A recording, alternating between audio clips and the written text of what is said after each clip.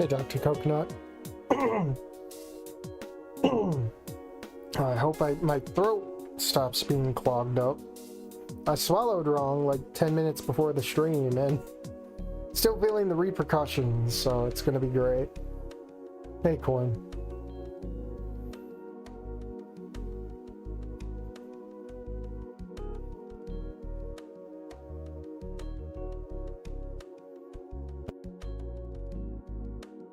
I'll probably be muting a lot just to clear my throat if I have to. I don't want to cough more than normal, you know?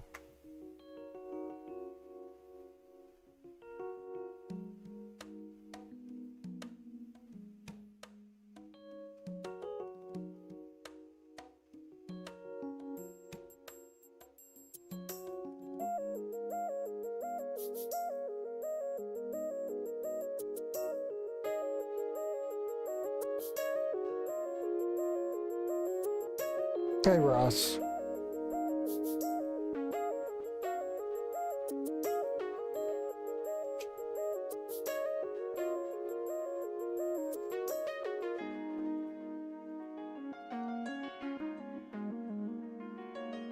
Hey, Sabic.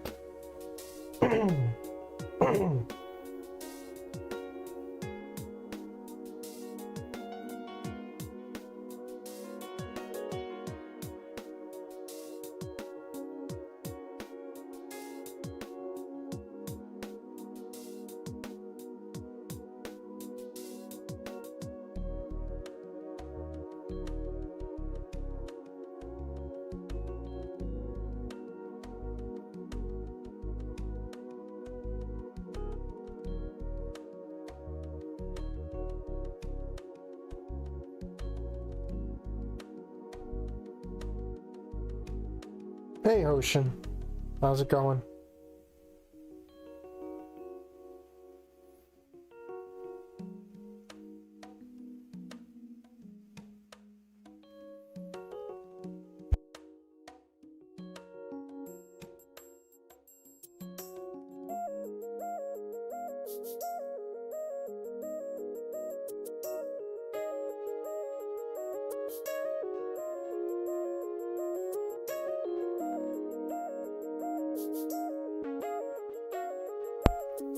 What did you think of the Atlantic game? Well, did you watch it? Sneed game stream, yeah. So is anybody doing anything for Mother's Day? I might be. It's a gamble. It depends on how my mom feels.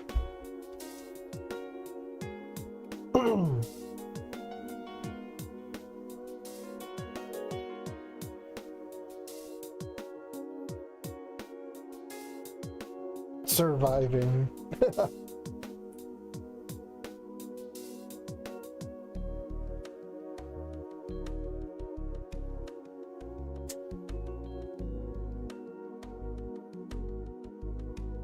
No, I have a phone call. Hold on.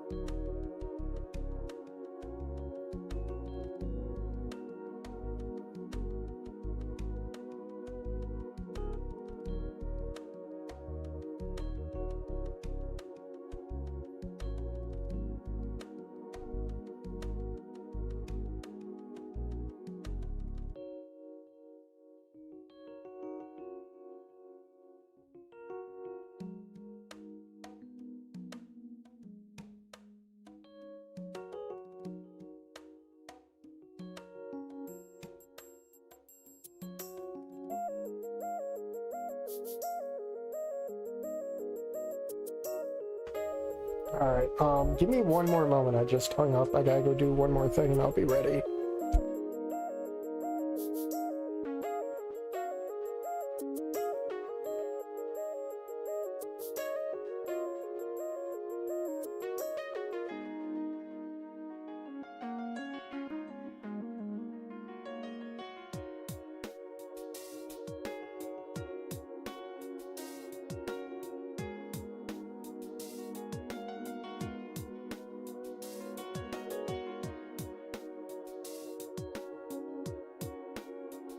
Sorry about that.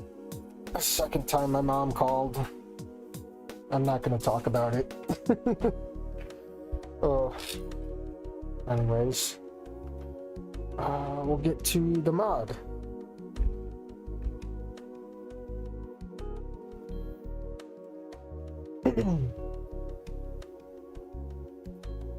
So I have no idea what this is about.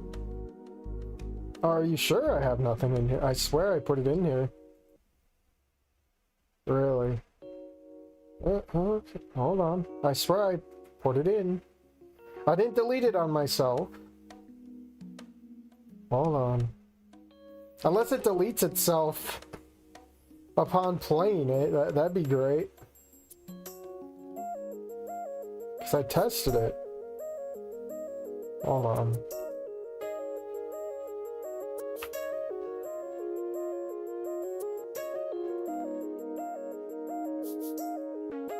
Let's see if it's actually in there or not.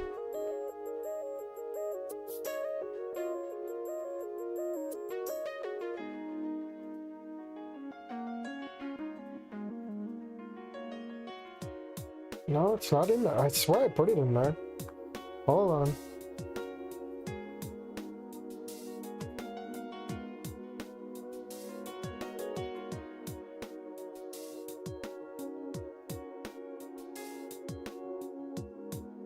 Anything that can go wrong will go wrong. It isn't a Porku stream unless that happens.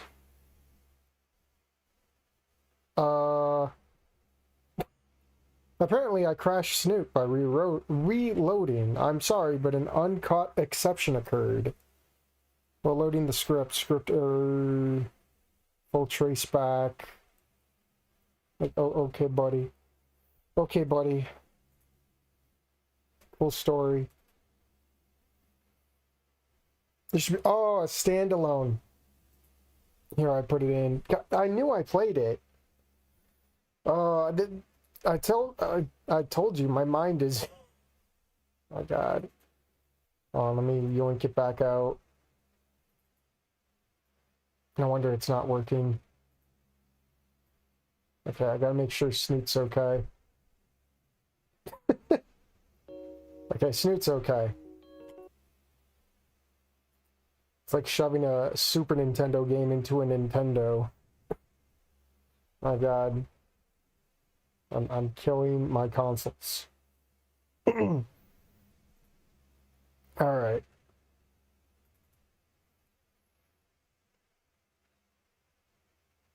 You see, none of this would have happened if God damn, that's loud. None of this would have happened if I didn't get a rude phone call. Things would have went right.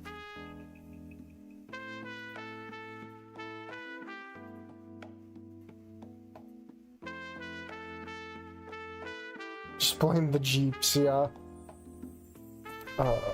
Full screen that, thank you. Alright. Yes, I love Purple on Purple. I can totally read that. It's funny, I can read it better on the other screen than on my main screen. So you gotta be aware of your colors. Alright.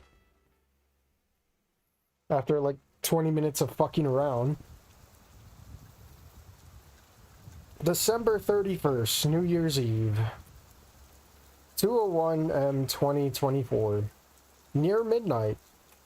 Volcaldera Bluffs. Not as cold as one might expect for this time of year. A warm front has blown up from the south, making it unseasonably warm. So instead of snow, we're getting rain. Nice little animation. Oh, is this where Mia did her fucking crack cocaine? While everyone else is enjoying their New Year's Eve, I'm lurking in this very dark, very wet back alley of what the locals call Little Trudon. The door ahead of me is the rear entrance to one of the nicer restaurants in the area, which, as luck would have it, is closed for the evening with all staff sent home. It's certainly odd for such an upscale place to not host New Year's banquets, but perhaps the owners have their own parties to attend to elsewhere. Not that I'm complaining. No one being there just makes things easier for me. The more people involved in this line of work, the more complicated things get. So an opportunity to keep this simple, do it quiet, and get out clean is quite welcome. A nice, easy burglary to start off the new year. We break in. We find whatever passes for a safe or lockbox. Are we working for Mo? We crack it open and steal whatever's inside. And then we leave and repeat until we have enough money to move on to the next city. Oh no. Oh no. What is this, James? I don't think I can use my Zoom app, so I gotta use my phone to read this. I want to look. Custom ID. Private window. Window. IZS. Date of birth. Oh no, he's a Zoomer. 6'3". There we go. Charge that back in. Private window, not bad as far as made-up names go, I suppose, and the military status is a nice touch. Military discounts may not be what they used to be, but they can still score a free coffee every now and then. Hopefully I can use it for a while. And when Private Window has drawn too much attention, he and everything about him can disappear, and I can become someone new. Now, step 1. Getting through that door. Doesn't look too terribly difficult. Seems to be a pretty basic card reader lock. The door also seems to have a keyhole, so I can crack that if I really have to. Odd that they have both. And speaking of odd, I don't see any cameras anywhere. When I scouted this place, I seem pretty well off. Might even go so far as to say upscale or caters exclusively to the wealthy. Surely they could have afforded at least one camera to watch the back door. I've heard of businesses cutting corners to pocket some extra cash, but this is just reckless. Oh well. Their loss, I guess. Time to get to work. Literally me. Oh, is it going to be a lockpicking minigame? Let's see, if we get to do this the easy way or if we have to do it the old-fashioned way. But it all begins with this. It may appear to be a typical driver's license. It is anything but, however. It is, as described by the hacker from Arizona I stole it from, a skeleton key for the digital age meant to bypass all card-reading devices. The science is beyond me, but it has worked as advertised so far. Damn convenient, too. All I have to do is swipe once for the card to analyze and adapt to the lock, and twice to open. Easy way it is. Pulling open the door, I enter the restaurant and shake off the rain and the cold.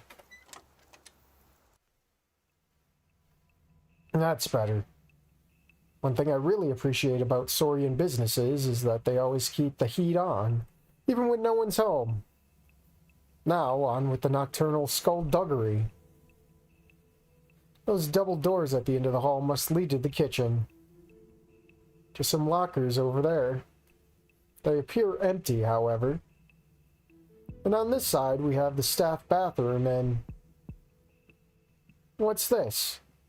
A security room. Security's been pretty lacking so far. Let's see if they didn't just mislabel the utility closet. Security room door is unlocked and swings inwards without resistance. Cozy. Now let's see what kind of security this place actually has. I investigate the various screens and devices of the security room. It doesn't take me long to find several more oddities about this place. Firstly, there are only 3 cameras in the entire building, and they exclusively cover the dining area. One covers the front entrance and bar. The next one covers the second floor balcony seating that overhangs the entrance. And the last one has a wide view of the first floor dining area the balcony looks down on. Secondly, and more troubling, the cameras are on, but they aren't recording. I briefly consider the strangest of the situation. Even through the blurry black and white cameras, the opulence of the dining area is undeniable. It is impossible that this place cannot afford better security than this unless the owner is beyond inept. All those times playing Skyrim, breaking countless lockpicks on a master level chest only to get an orcish sword and leather helmet and 2 petty soul gems, yeah. It's damn peculiar. Actually, it's really damn peculiar. But no one is in here, and there are no cameras recording. So even if this place is a bit oddly run, I'm in no danger of being caught. Might as well give the place a once-over. Maybe my luck will hold and there will be a lockbox or safe around here someplace. After unplugging a few key wires from the recorder just to be sure, I begin searching the back rooms. Oh no, we're going to the back rooms! If a safe is kept anywhere, it'll be in an office. If not, then I'll just have to raid the bar and call the night a wash. Most of the rooms down here are what you would expect from a restaurant. Kitchen, dry storage, freezer, the actual utility closet, but also a staircase to the second floor. Poofing up the darkened steps reveals another hallway. This one at least has a window to the far end that lets in a bit of light from the street. You can see the rain still going in the background, that's pretty nice. It also illuminates a number of doors to choose from. Ah yes, we get to... more choices, thank you. Let's take a drink.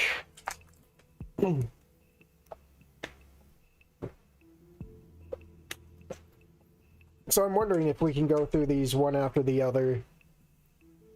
I'm assuming. I mean, we are raiding the place.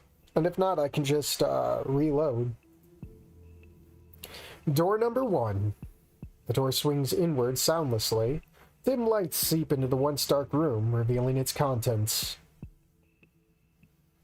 Some chairs, a very nice looking conference table, on in the background. And on the far side of the room is an old safe set into the wall. There you are. Didn't take as long to find as I thought. Maybe I could poke around a bit more, just to be thorough. It's not like the safe is going anywhere. I've got some time to look around. But image win not found. Bravo, guys, bravo. He's gone. He's put on the perfect disguise. An error. No one will recognize him now. Invisible to the naked eye. And door number 2.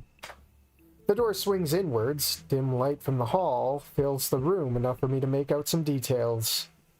Just expensive-looking chairs and tables, but otherwise completely empty of anything worthwhile.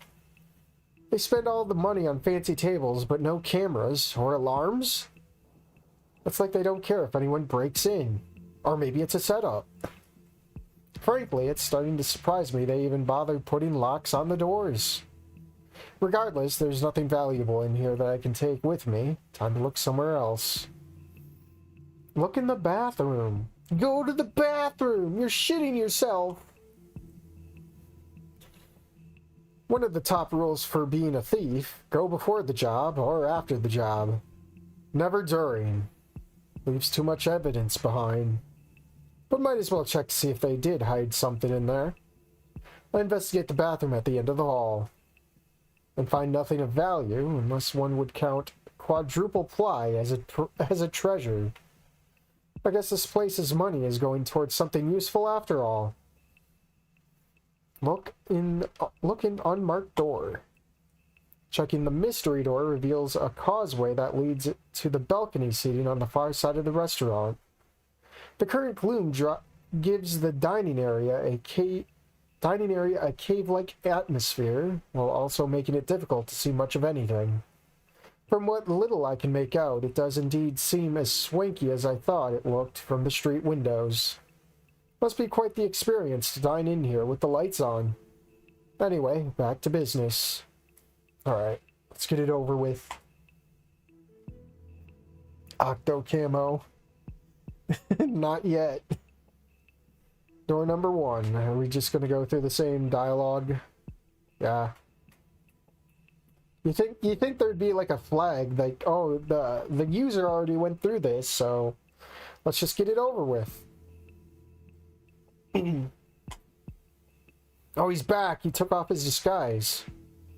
Time to get what I came for. I entered the room, pulling out the empty duffel bag I kept rolled up inside my jacket. After I get it, the cloth duffel bag unfurled. Wait, that doesn't... Wait, after I get it, the cloth duffel bag unfurled. It just read weird to me, sorry. I head to the safe and get cracking. The wall safe appears to be of the classic variety. The good old-fashioned kind made of thick, heavy metal with your typical dial lock. As I perform my inspection, it also becomes clear this thing isn't just classic. This thing is practically vintage. Not old enough to be rusting to pieces, but still. At least it's better than the cheap department store one.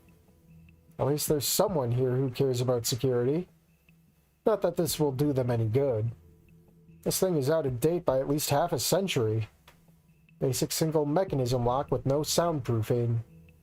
A guy with one half good ear could crack this given enough time. I start the process of clicking the dial this way and that, listening for the telltale sounds that denote hitting upon the right number. Minutes tick by as one by one I find the combination. Until at last... Splendid. Wait, why is the handle on this side, but it opens here? What's going on? Someone had to draw this. Splendid. As I sit there, staring at the new open safe, an errant thought crosses my mind. What if the reason security is so lax and out of date is because it's empty? A place like this probably keeps all its money in the bank. The safe may be entirely ceremonial. Typical that I think of this now. Time to find out if I'm a couple $1,000 richer, or whether this has been a massive waste of time. Oh, there's money.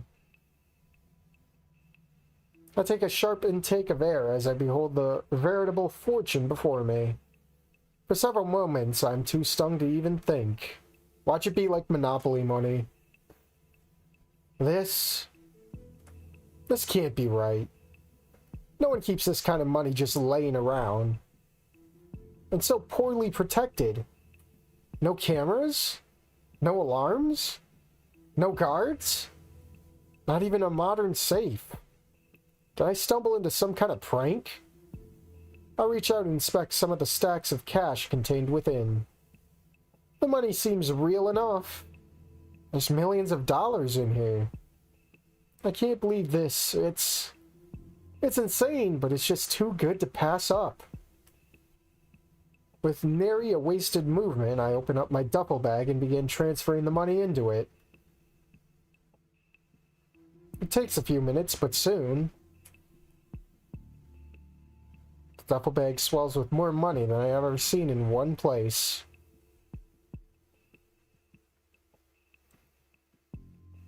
I want to get my payday too.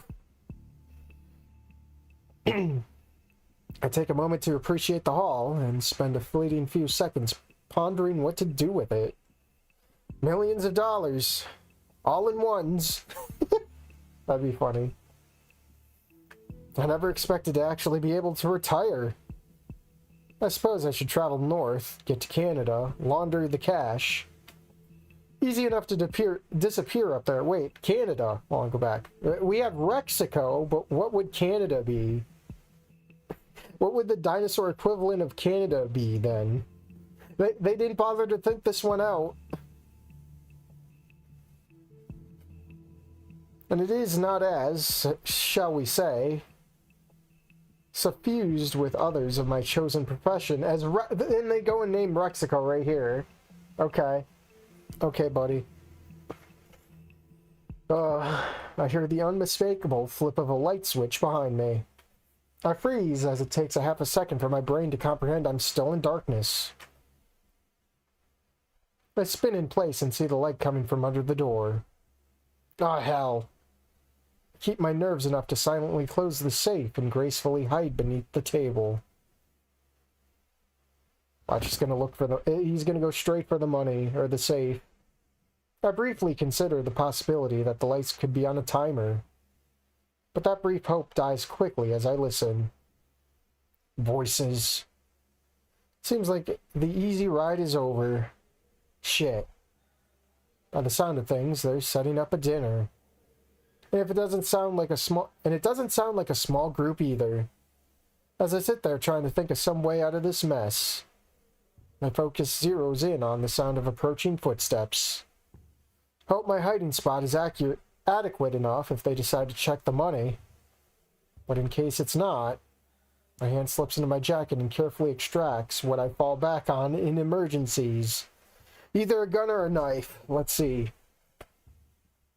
Gun. Not my preferred option, but I may not have a choice. I've killed before. If things get violent, then this should even things up. As I level the magnum towards the door, the voices attached to the footsteps become clear. Did I have to get called in? God, that smell. Is that what humans smell like? Right, some saurians have a damn good sense of smell. Guess the rain didn't do much to wash away my scent or hide it. Unfortunate. Strange that the guy would ask that, though. Has he ever met a human before? I tense up as the steps grow closer. Yeah, something I could have lived not knowing. This is your first time at one of the boss's parties? It is. Hey, we're just guards, right? We don't actually have to, you know, partake. No, thank God. That's reserved for the boss. We could just clean up after. A pair of chatting guards reach towards the door and they pass it by.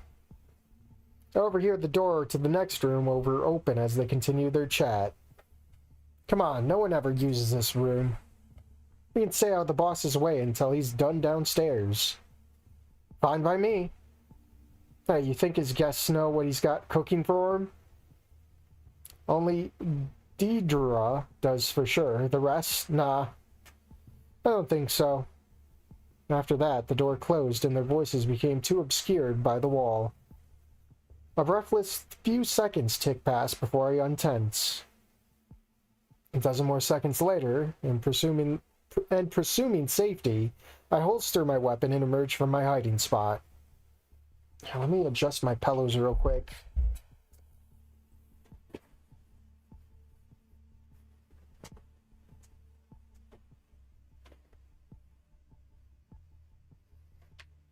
That's hard to self-censor. Uh-oh. Oh no, oh no, oh wait, it's Victor, not Victor. I was gonna say Victor's back. Oh no. Time to vent. It's time to become sus. Alright. I don't know what they were talking about, but it seems I've made quite the error. I need to find a way out of here. or a place to hide until these people clear out again.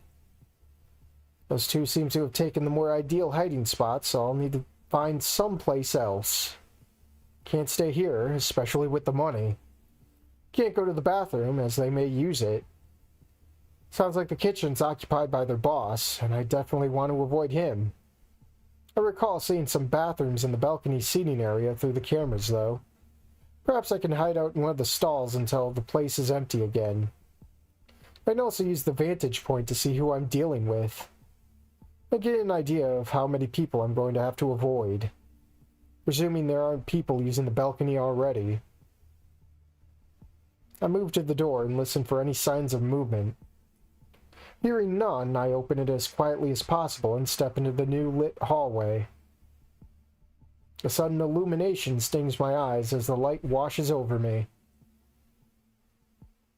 I don't have time to wait for my eyes to adjust and make my way to the door leading to the balcony causeway. Both the causeway and the balcony area appear clear of people, so I ease my way through the door. As I take my first steps, I do detect a certain smell. It smells familiar, but I can't quite identify it.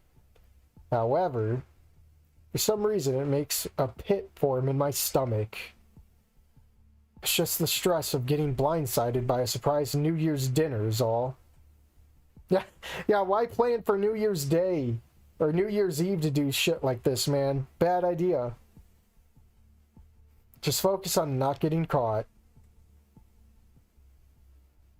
Creeping along the causeway, I hear murmurings of a small crowd. I ignore them for now and focus making as little noise as possible. Which, thanks to the nice carpet and chatter from below, is made rather easy. Eventually, I make it to the balcony. Peering around the corner, I spot the camera that overlooks the balcony. It's right above the small aisle that leads to the bathrooms. The cameras weren't recording, but I didn't bother turning them off either. Someone could be watching them right now, and the dash to the toilets would be too obvious for anyone to ignore. However, I do spy a blind spot. There's a short wall that separates the raised section. The wall is high enough to hide from the camera, and the tables will prevent me from being seen from the stairs. Additionally, the dive to there is shorter than the run to the bathrooms, meaning a smaller chance to be spotted. Taking such a quick breath and readying myself, I make a crouch dash for the small wall. I'm just gonna save, just in case there's like some minigame, man. A whole ass sprite for this. Okay. Should be safe enough here. Just have to stay out of sight for a couple of hours and slip out the back once there's an opening. Presuming no one thinks to check the safe that had millions of dollars in it during the party. Yeah, they're probably gonna check. Until then, I may as well be a fly on the wall and listen in on whoever it is I just robbed. And also wonder what they're eating. I swear I've smelt it before, but all I've ever remembered eating is road food. I hide there, playing What's That Smell as the minutes drag on, while also trying to overhear some of the louder voices from the floor below. How long is this going to take anyway? I was actually trying to enjoy my New Year's Eve after that last job. I feel the same. That's not like our, shall we say, enigmatic leader to call us all in for a face-to-face meeting. Right, enigmatic, absence what I'd call him. While we're out on the streets trying to meet his demands, what's he doing? This is the first I've seen him all year. What do you know about it? You're his kid. He actually tell you anything, or do you just work the phone for him? That female voice. Just that he wanted to congratulate you all personally for how you've handled things in Skin Row. I've heard of Skin Row. It's where the town dumps most of its lower-income human citizens. Also heard that a pro-human gang had embedded itself in there. It was actually where I was planning to hide out during my stay in the city. Figured I could pay the gang for some protection while I do my business. Have a nice little ghetto getaway during my time in Volcaldera. Guess I won't have to now. Assuming I get away with all this cash, that is. I wonder what happened. Must have been bad going by how they sound. Nah, of course. Figures that travesty is what actually gets his attention. I lost a lot of money because of what went down there, you know. I'd like to have some assurances that your father has a plan to make some of it back. I'd set aside some capital just for that purpose, but my father is determined that it will be put towards his next project instead.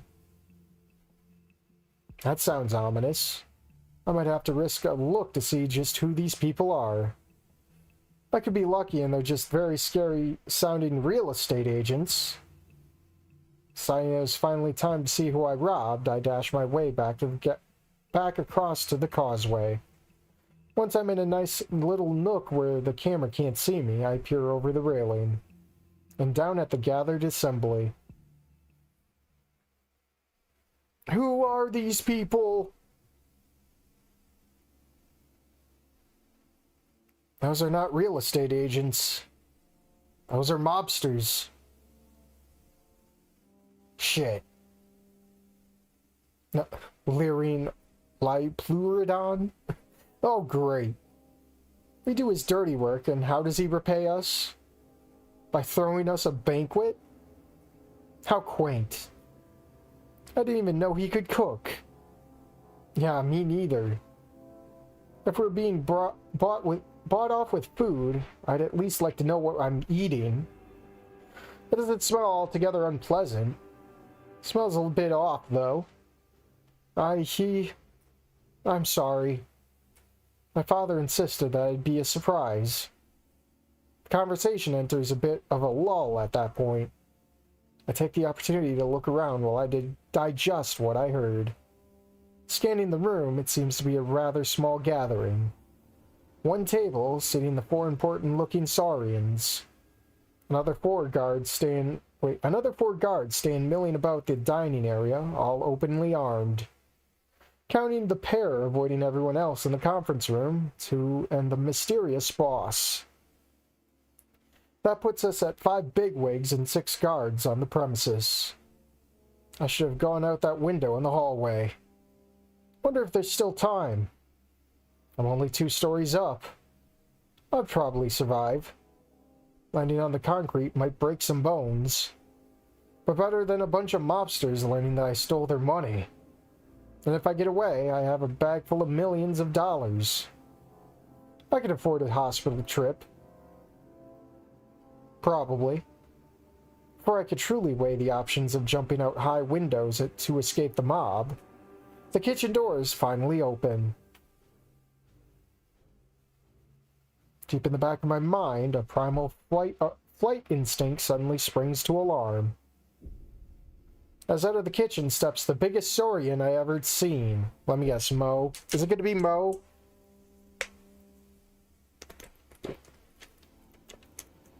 The Sopranos. The Slopranos. Let alone heard about. But I had heard of him. Oh no. Okay, I was wrong. Alphonse. The giant Allosaurus gangster, known for a long and sordid career of criminality. A rise of infamy assisted by being a genetic throwback to an age when dinosaurs ruled the earth. The Grim Reaper of the West Coast, as some tabloids called him. The closer I got to Dinofornia, the more prevalent and audacious the rumors became. But they all had one common theme. If you crossed him, you're dead.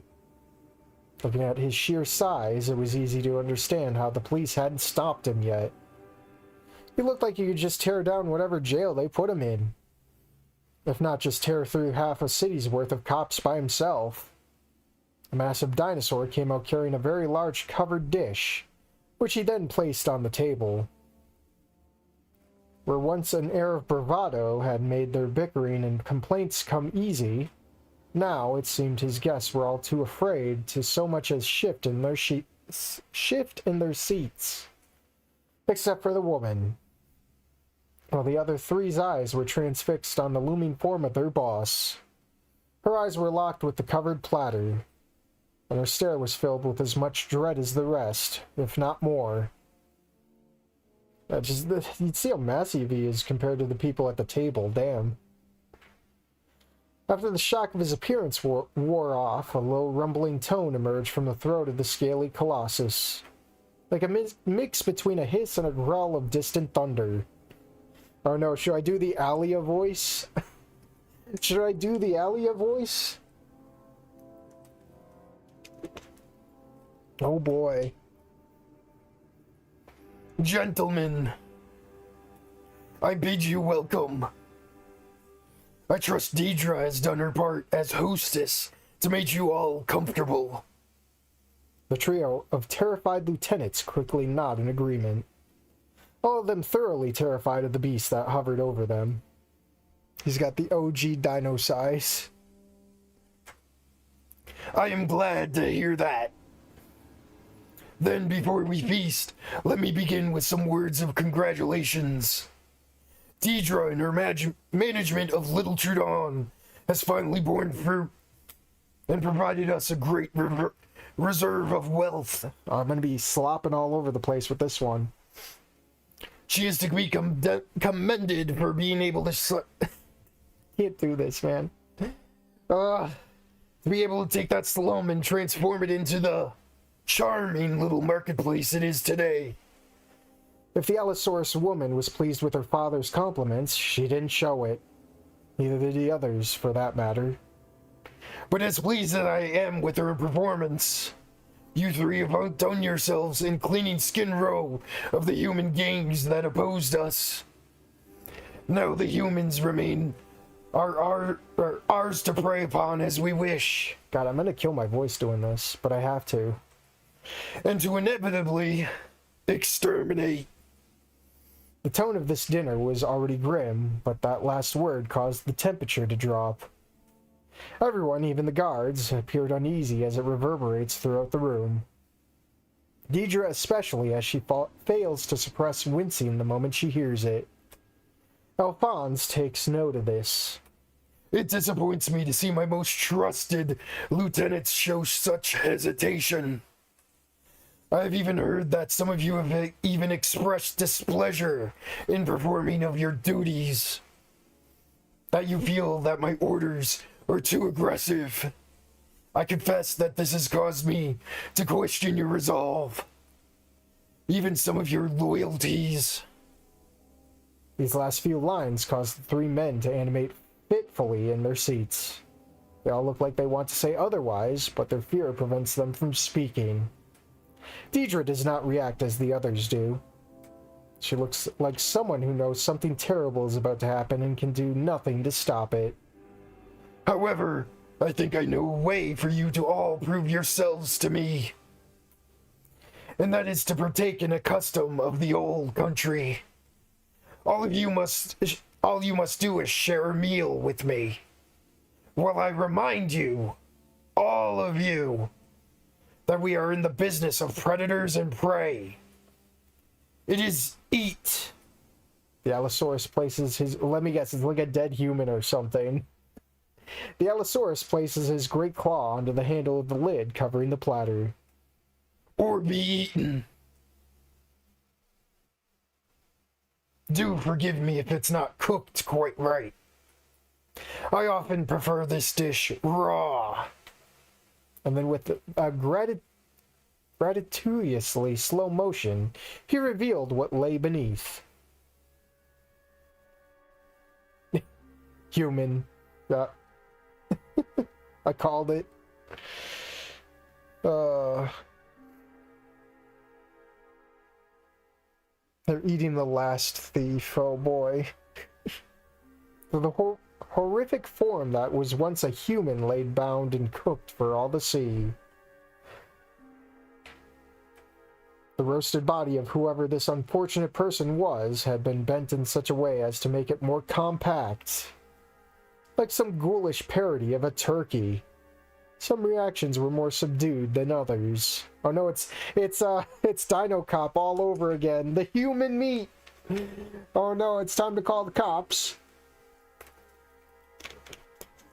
At least this game will go much faster. The woman, Deidre, had known this was coming based on what I overheard earlier. Knowing about this grotesque revelation did her little good, judging by the revulsion on her face. She seemed unable to even look at it.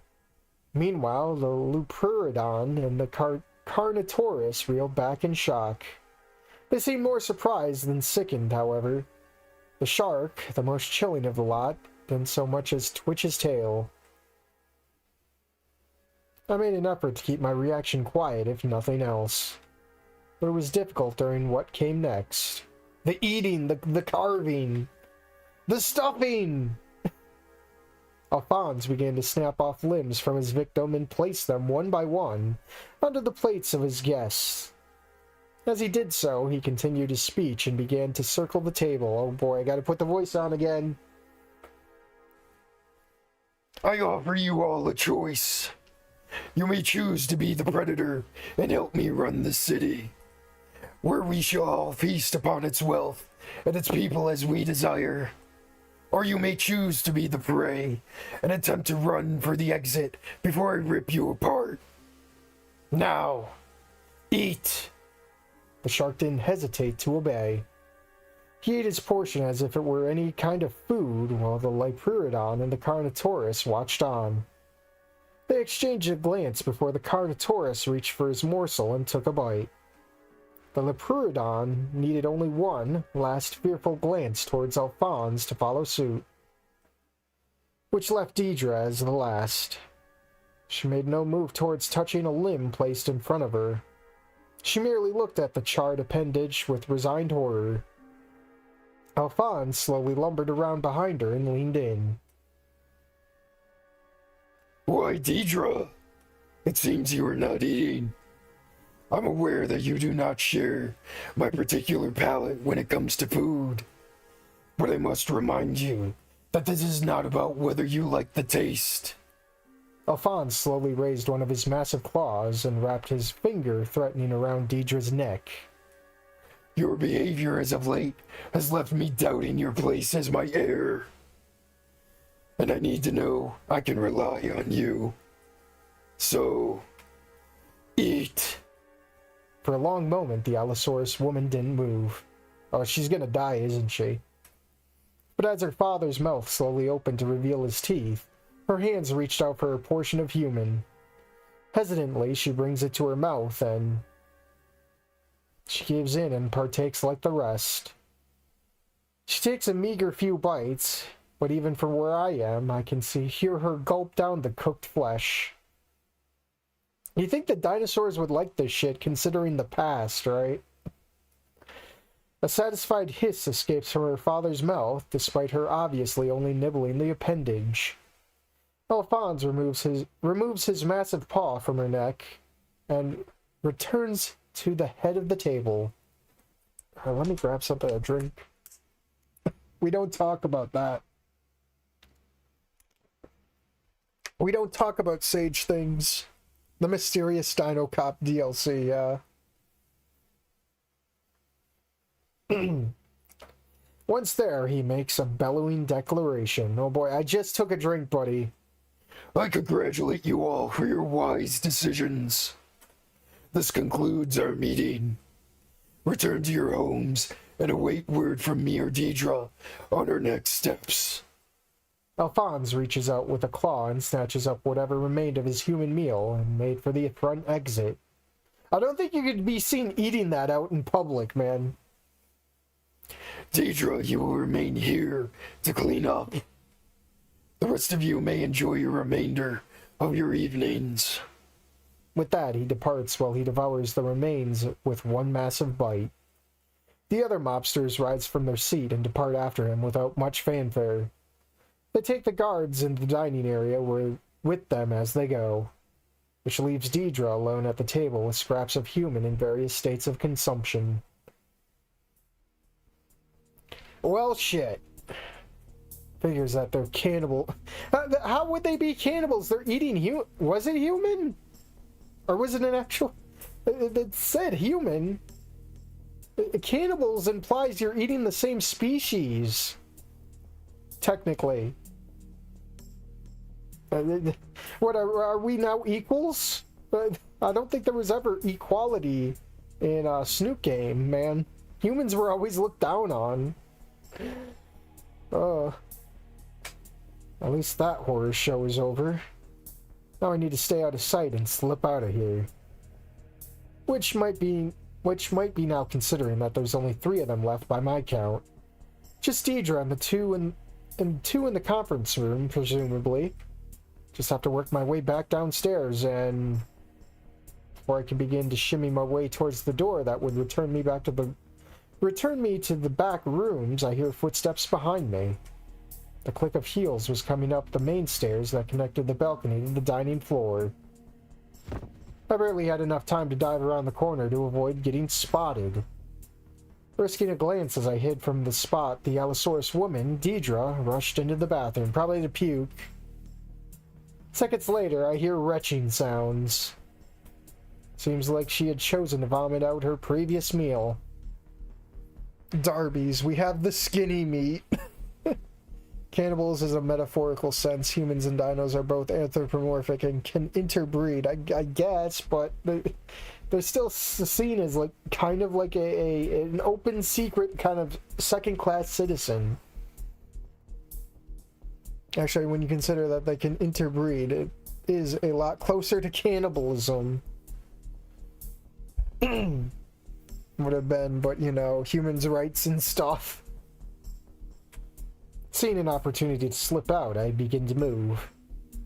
Only to see the causeway door open as someone makes their way through. Again, I scurry towards cover. I have to fling myself past the table and onto the far side of the booth separator to do it though. Ugh. What are words? I can't read. Putting me in a decent distance away from either exit. Back to square one. I hear the interloper walk onto the balcony and sigh as he gets comfortable against the railing. I was too close. Seems he's waiting for the lady. Great. Guess I'll just get comfortable here for a bit. It's not a pleasant wait. The anxiety brought about by being mere feet away from someone who I've just stolen is not exactly fun. And the sound of the Allosaurus woman vomiting doesn't make the wait go any faster. Eventually, the retching sounds stop, and heralded by the flushing of a toilet. A sprite? She's definitely got a chest so far. She emerges. How are you holding up, ma'am? Sick. Have all my father's men left? Yeah, we're in the clear, just you and me and Joey. I hear her let out a heavy breath. I don't know how much more of this I can take. None of the others said anything about the, dinner? Afterwards, I mean. No, they didn't say a damn thing. They just got up and left like they were late to some appointment. Didn't spare even a moment to ask how an insane monster had just had us eat someone. He's always been a monster, but now it's like he's regressing into an animal. He needs to die. Oh no, another Tony. Is this Mia's dad? They're preaching to the choir, man, but you've been trying to drum up some support for the others for a while. If this didn't change their minds, then what the hell can we do? I don't know. They all talk about how much they want to be in charge. But they're all too terrified of my father to do anything but grovel. The most they'd ever do is blame me for their problems. Even if he was out of the picture, they'd fight over who gets his throne. Not that any of them could run this organization anyway. Not one of them had turned a profit from their territories. The best they do is break even. I need to be the one to lead us. Hey, you got my vote. I appreciate it. Issue remains, though. Your father is a giant, terrifying monster. It'd be hard to convince anyone that it is even possible to kill someone like him. Half a laugh, half hiss whistles through her teeth. Wait, do it to it. Haven't you seen Goodfellas? They're all named Tony, Peter, or Paul. No, not really. My father is well on his way to finding out. We all will if he goes forward with his plan. Do you know what it is? No, ma'am, I'm just your driver. I'm making a point not to listen too close while the higher-ups are talking.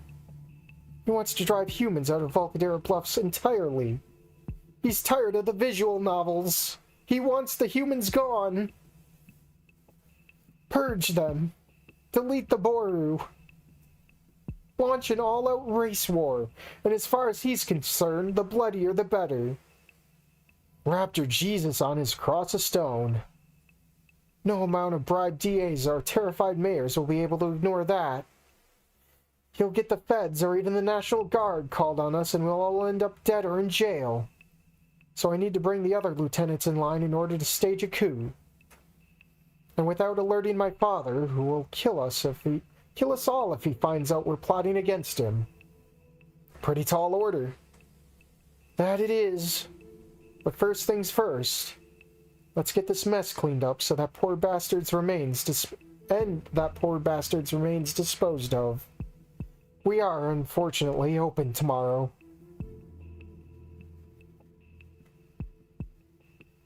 I hear footsteps leaving and descending the nearby stairs.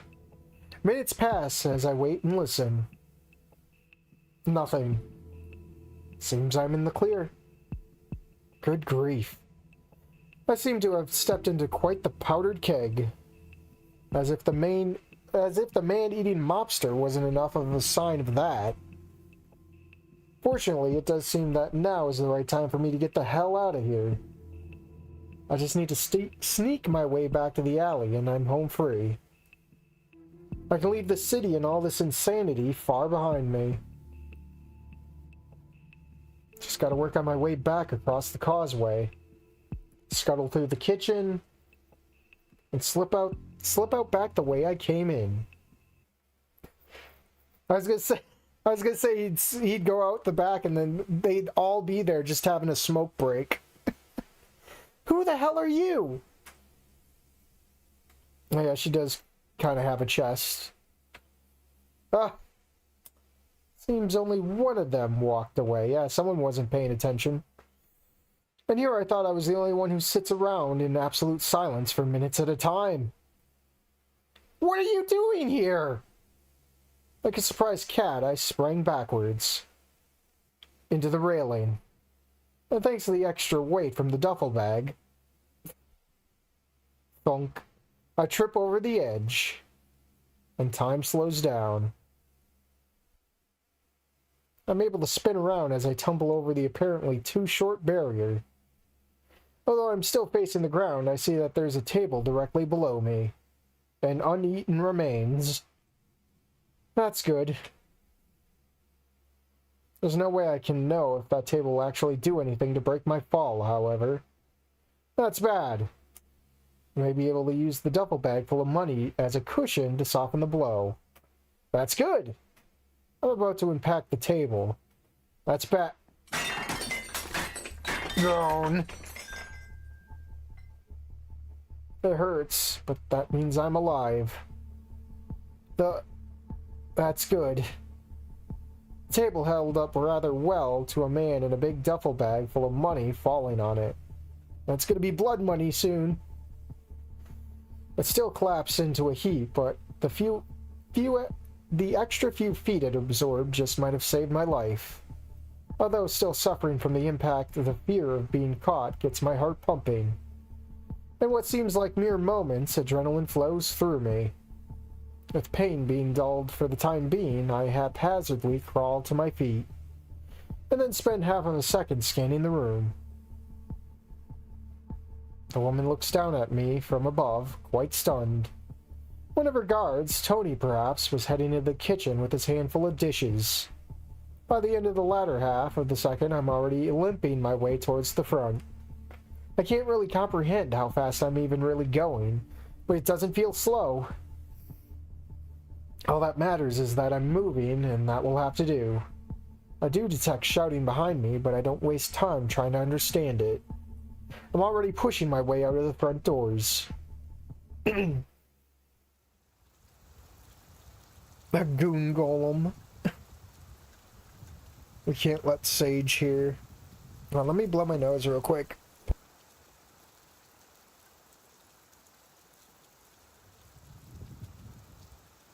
Yeah, that's great. I flushed my nose out like half an hour before the stream, and now I'm getting mucused up again, and I can't blow anything out.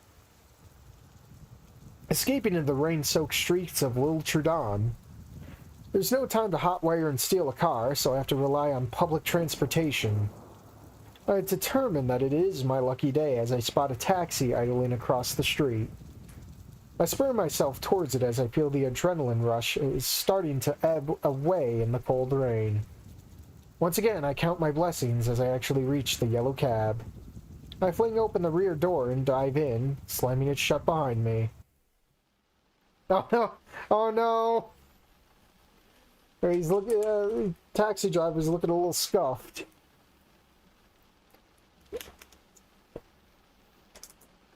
We can't Sage here. The driver jolts in surprise as he was apparently in the middle of a call. Yeah, I'll be home soon. Oh, holy shit! Drive! Yeah, honey, surprise customer. Gotta go. Love ya. Starting to get groggy. Drive, please. Yeesh, buddy, you look like you had one hell of a party. I'd like to think of myself as a pretty tolerant guy, but I'm not liking the look of you. Time was of the essence, and I was never particularly good at haggling. So I just made a very generous opening offer. Reaching into the duffel bag, I extracted one of the wads of cash and tossed it at the driver. Well, yeah, now I don't even like you more. Like, this is bad money. Oh, but he'll take... Okay. He doesn't suspect it. Okay. Okay, buddy. But I do like the look of your money. That seemed to have worked. You, got a destination in mind? A hospital trip, maybe? No hospital. Drive far. Fast. Safe. Suit yourself, pal, but I charge extra to people who die in my cab. Even in my increasingly fading state, it's hard to not notice the cab explode into motion. Seriously, buddy, I don't even know what your deal is. And honestly, I don't want to know. Once you're out of this cab, I ain't letting you back in. I don't need whatever messed you up blowing my way. I never saw you, you never saw me. Sounds fair? That's fair. Sleep. As the adrenaline receded, it was mere moments before I fell into total unconsciousness. Game over. The end. An intermittent amount of time later. The first sensation that informs me that I am in fact alive is a dull ache. After which I started becoming aware of other things. Watch, he's not going to be in the cab anymore, right? Despite the pain, returning to consciousness didn't feel too bad. I actually felt a bit like I was floating. I could also hear something. After a bit of time, I determined that they were voices, but I couldn't comprehend what they were saying. That he probably left them on the street somewhere. My barely awake mind was able to come to a few conclusions. First, I'm alive, obviously. Second, I'm not alone. And third, I don't seem to be in danger. Yet. At least in the immediate timescale. Before I could attempt to force myself fully awake, I was hit by a wave of exhaustion. The cognitive effort to understand these 3 points was all the energy my body wished to devote to thinking. And so I was treated to an odd sensation of actually feeling myself drift back to sleep. When next I surfaced from the state of unawareness, my body forced itself into things were more quiet. However, the pain was no longer a dull ache spread around my body. It was much sharper, much more defined. My head was throbbing. It hurt to breathe. And my legs felt stiff. I was also aware of the things that were in contact with my body. I could tell that I was laying down on something that was adequately soft. It was a bit coarse, though. It was quite a juxtaposition from before, where I was barely aware of anything. Now my senses seemed to be set to overdrive. Must be part of the healing process. The body is probably doing its version of a system check. Which means I might just be able to do a check of my own. Although it required more focus to do so than I was expecting, I was able to open my eyes. Oh boy, cross on the wall. Is this Anon's house? Are we bunking at Anon's?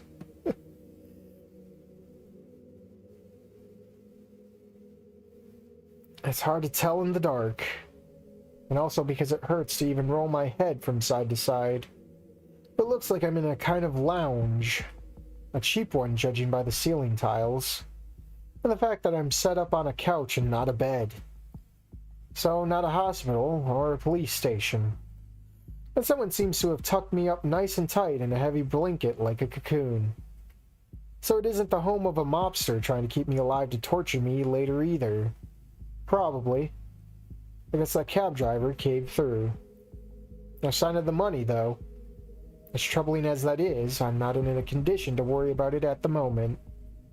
What I need to worry about is just how bad I got hurt from that fall. Just gonna start with the basics. Starting with fingers and arms. Takes a second, but tensing the desired muscles reveal that my arms are placed across my stomach. Having confirmed I can at least feel them, I attempt to wiggle my fingers and shift my arms. The finger check goes well. I register all 10 digits still there, and still able to twitch on command. Shifting the arms proves less effective. They're still stiff as a board and refuse to move without more energy than I can muster at the moment. Now, on to shoulders, knees, and toes. I attempt the same tactics with the joints. Okay. Bad idea.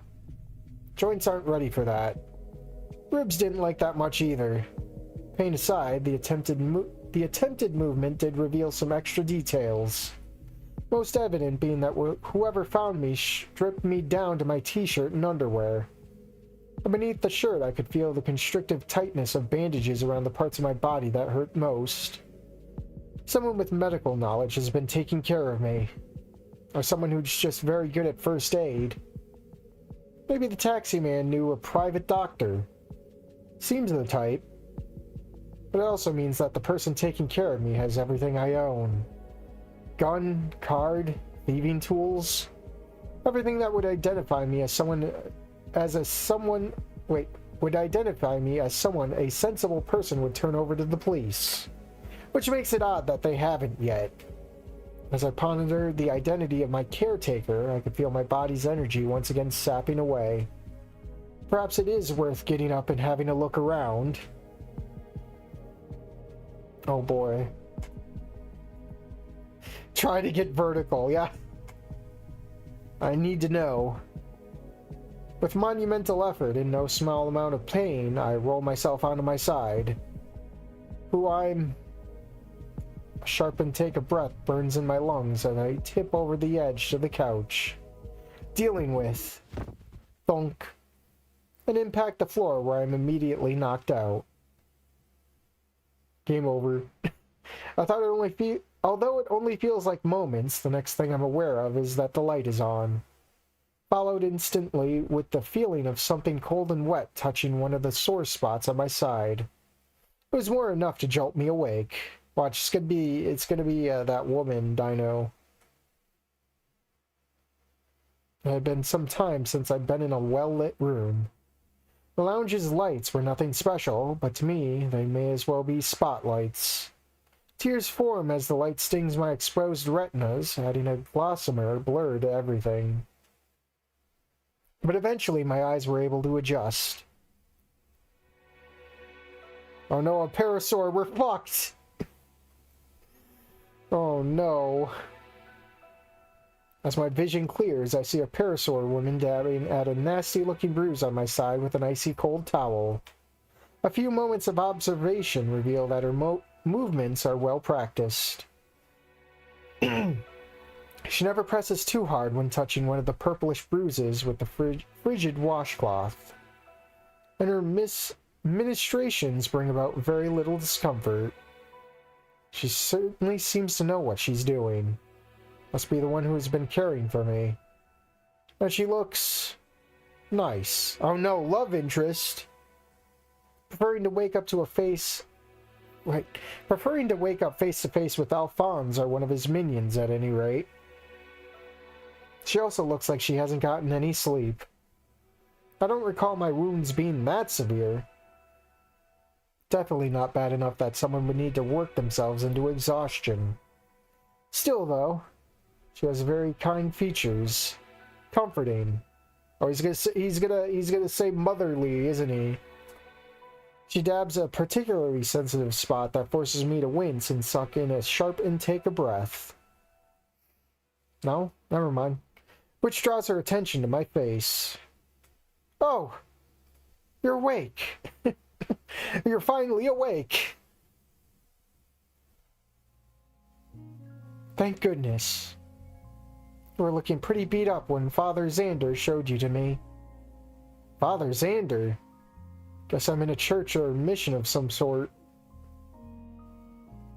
How are you feeling? Can you talk? Honestly, I can't say for certain. Going by how I'm feeling, I think I can at the moment. It's been a long time since I've had a conversation with someone, though. Well, taxi guy counts, I suppose. Anyway, better answer her instead of just staring. It takes a bit of willpower, but I'm able to summon up the energy to speak through the pain. Yes. There. That wasn't so hard. Wonderful. That's a very good sign. And how do you feel? Is there any part of you that you can't feel? That's numb? Everything hurts.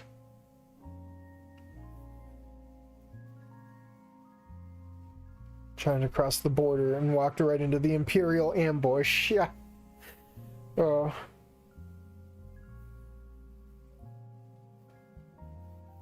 As odd as it may sound, that's good news. Maybe a much worse sign if you couldn't feel anything at all. I suppose she's right about that.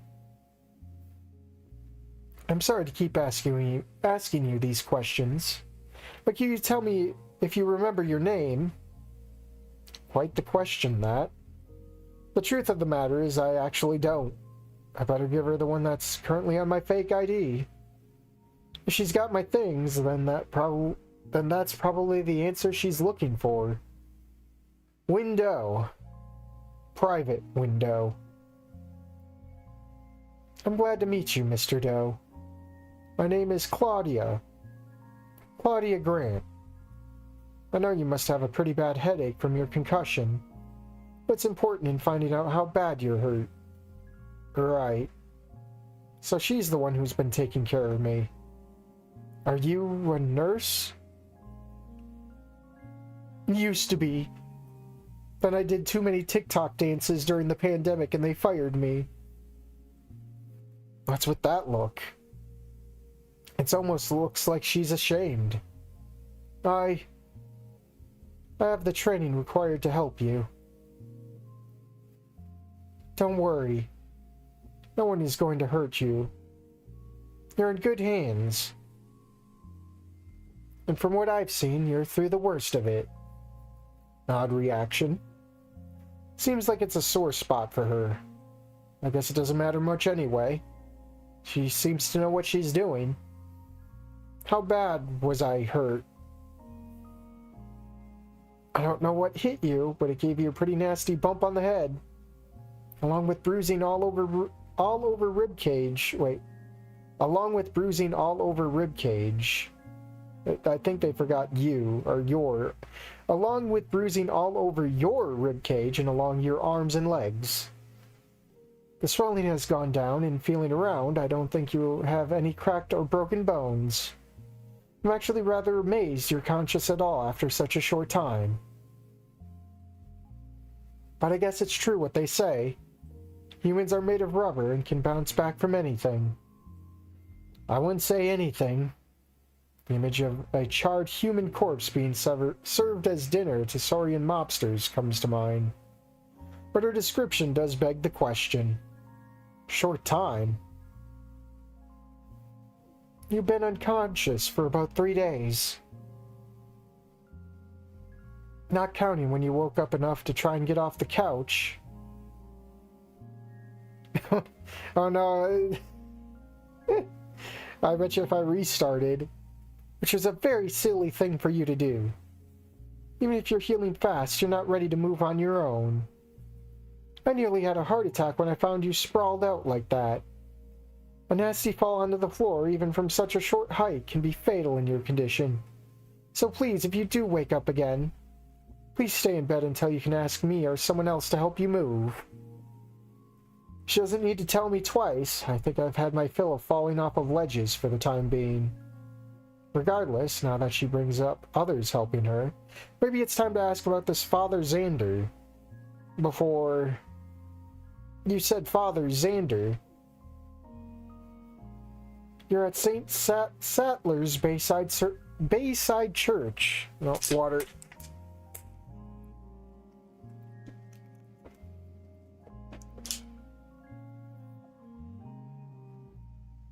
On the, well, bayside of Volcaldera Bluffs, beachfront. It's a small neighborhood in the north edge of the city. Father Xanders is the priest there. He's the one that found you. He has some medical training from his days in the army, so he's been helping me take care of you. Well, him and my friend Minnie. North side of Volcaldera Bluffs. That puts a good amount of distance between me and Little Trudon. But not out of reach of someone like Alphonse. I guess that cab driver didn't want to leave the city limits. By the way, Father Xander told me he found you collapsed on the steps of the church. Do you remember how you got here? Probably best not to tell the truth about that. She hasn't brought up the fact that I was found with a big bag of money or a gun yet. She may not know about them if she wasn't the one who found me. Better keep it vague, just in case. But how best to do so? Wait. I've got it. I don't remember. She doesn't look convinced. It's okay. You've only just regained consciousness. I can't expect you to remember everything right away. Don't worry, I'm sure it'll come back to you once you get more rest. Whether she believes me or not, it doesn't seem like she's willing to press the issue. Though, now that she mentions getting some rest, this is the longest conversation I've had in a while. Years even. It has been exhausting. Goodbye. Looks like your eyes are starting to sag. Seems I wasn't hiding my tiredness very well. I'm finished up here, so I can leave you and let you go back to sleep. Unless you have any questions you'd like me to answer. I don't think asking her the whereabouts of the duffel bag of cash is a wise option. No, I'm good. Alright. Good night, Mr. Doe, and sleep tight. I'll be back to check up on you in a few hours. Say goodnight back. Close your eyes and drift off. May as well. It's the polite thing to do after all. Good night, Miss Claudia. Simple gestures rewarded with one last smile that seems somewhat more sincere as my eyes close. Have you prayed today?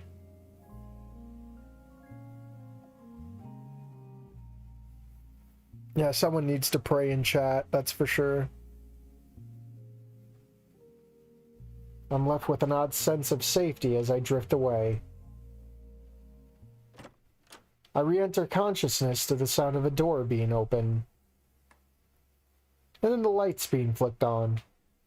I let out a low grumble in reaction to suddenly being thrust into the waking world.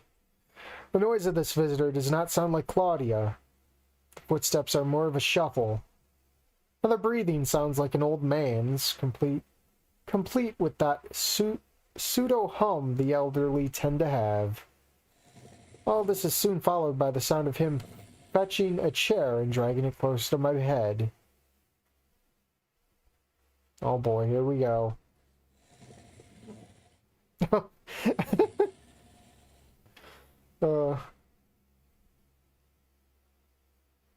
This must be Father Xander. Guess he's coming in to check on me. I wasn't expecting someone young, but he's ancient. I wonder how he was able to I wonder how he was able to get me into... I think he got one extra get me. I wonder how he was able to get me into the church by himself. Unless ankylosaurs just look a lot older than they actually are. He's probably here to ask questions. I suppose that means I should let him lead the conversation. Right?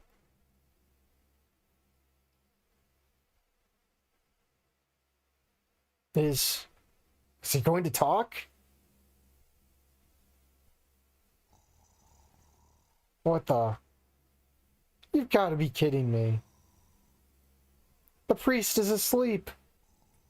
Great. And the light's stuck on and I have no face mask. At least this gives me time to think of some answers to any questions he asks me when he wakes up. If he wakes up. Who sleeps with their eyes open, man? It's crazy. If he was the one that found me on the steps, and the cab driver did not take the money with him, that means this old saurian carried me, the money, and all my things inside. There's no way there's no way what I was carrying wasn't suspicious enough to call the cops. Considering I'm not in a cell, he didn't do that. And considering I'm not in a hospital bed, he didn't call an ambulance either. Did the cab driver talk to this priest and inform him of my no hospitals request? Do they know each other?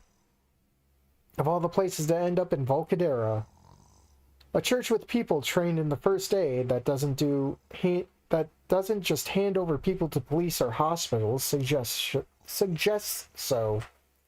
Maybe they're all in cahoots as some kind of gang in opposition to Alphonse.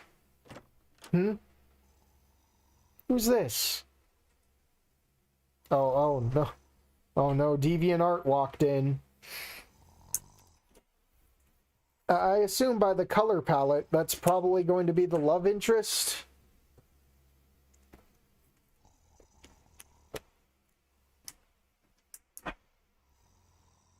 That is one tall lady. How's our patient doing today, Father Xander? With a much higher pitched voice than I was expecting. Oh my! He's awake! Father Xander, wake up! Was it? Oh.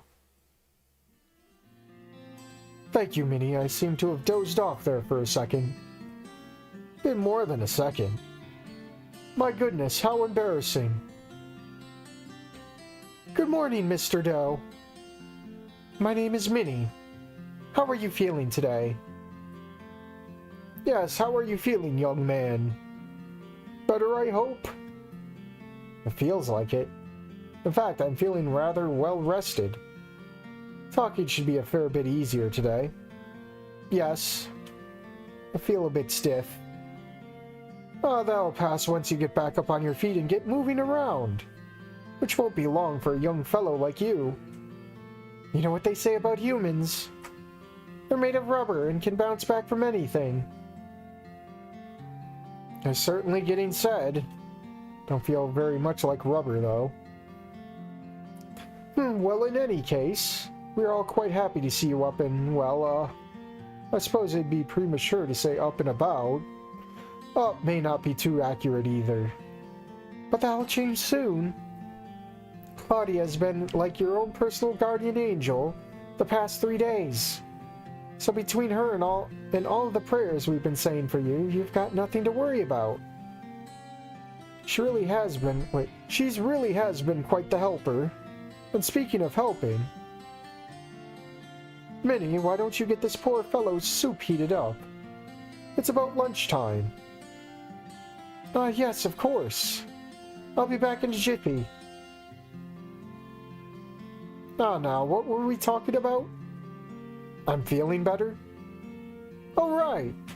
Yes, and how much you owe to Claudia for your recovery. You know, I'm not particularly squeamish. Yeah, we saw you had all that money in there. But I was relieved when she offered to handle stripping you down and dressing your wounds. So she probably has my clothes. I'm going to have to ask her for those back when I see her next. You really weren't looking too good when I dragged you in here. And Claudia, being the professional she is, she insisted on giving you a good and thorough cleaning. What? How thorough? Why do we have to know about this? No. Don't feel embarrassed. She was very professional about the whole thing. The idea that the Parasaur woman was acting professionally while I was so exposed does not, in fact, comfort me. Unfortunately for you, I had put the How do you know it's stolen money? Well, I mean, it is in a duffel bag. It is very suspicious. Oh boy. Here we go. Drink.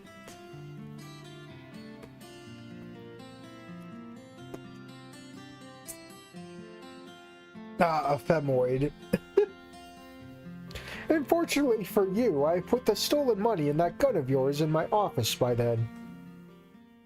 Record scratch. So now we get down to it. You have them? That I do. And I would like to have a little chat about that while we have a moment alone. The priest's tone loses some of the friendly warmth it had as he continues. Now, I do not believe that it is a stretch to assume you stole all that money.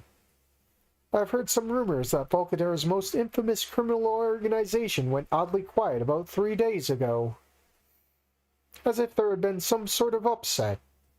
So on the night of the caper in question, when a man appears on God's doorstep with a bag full of money, a gun, and a fake ID, he identified it, I guess, I'm left wondering, was that your doing?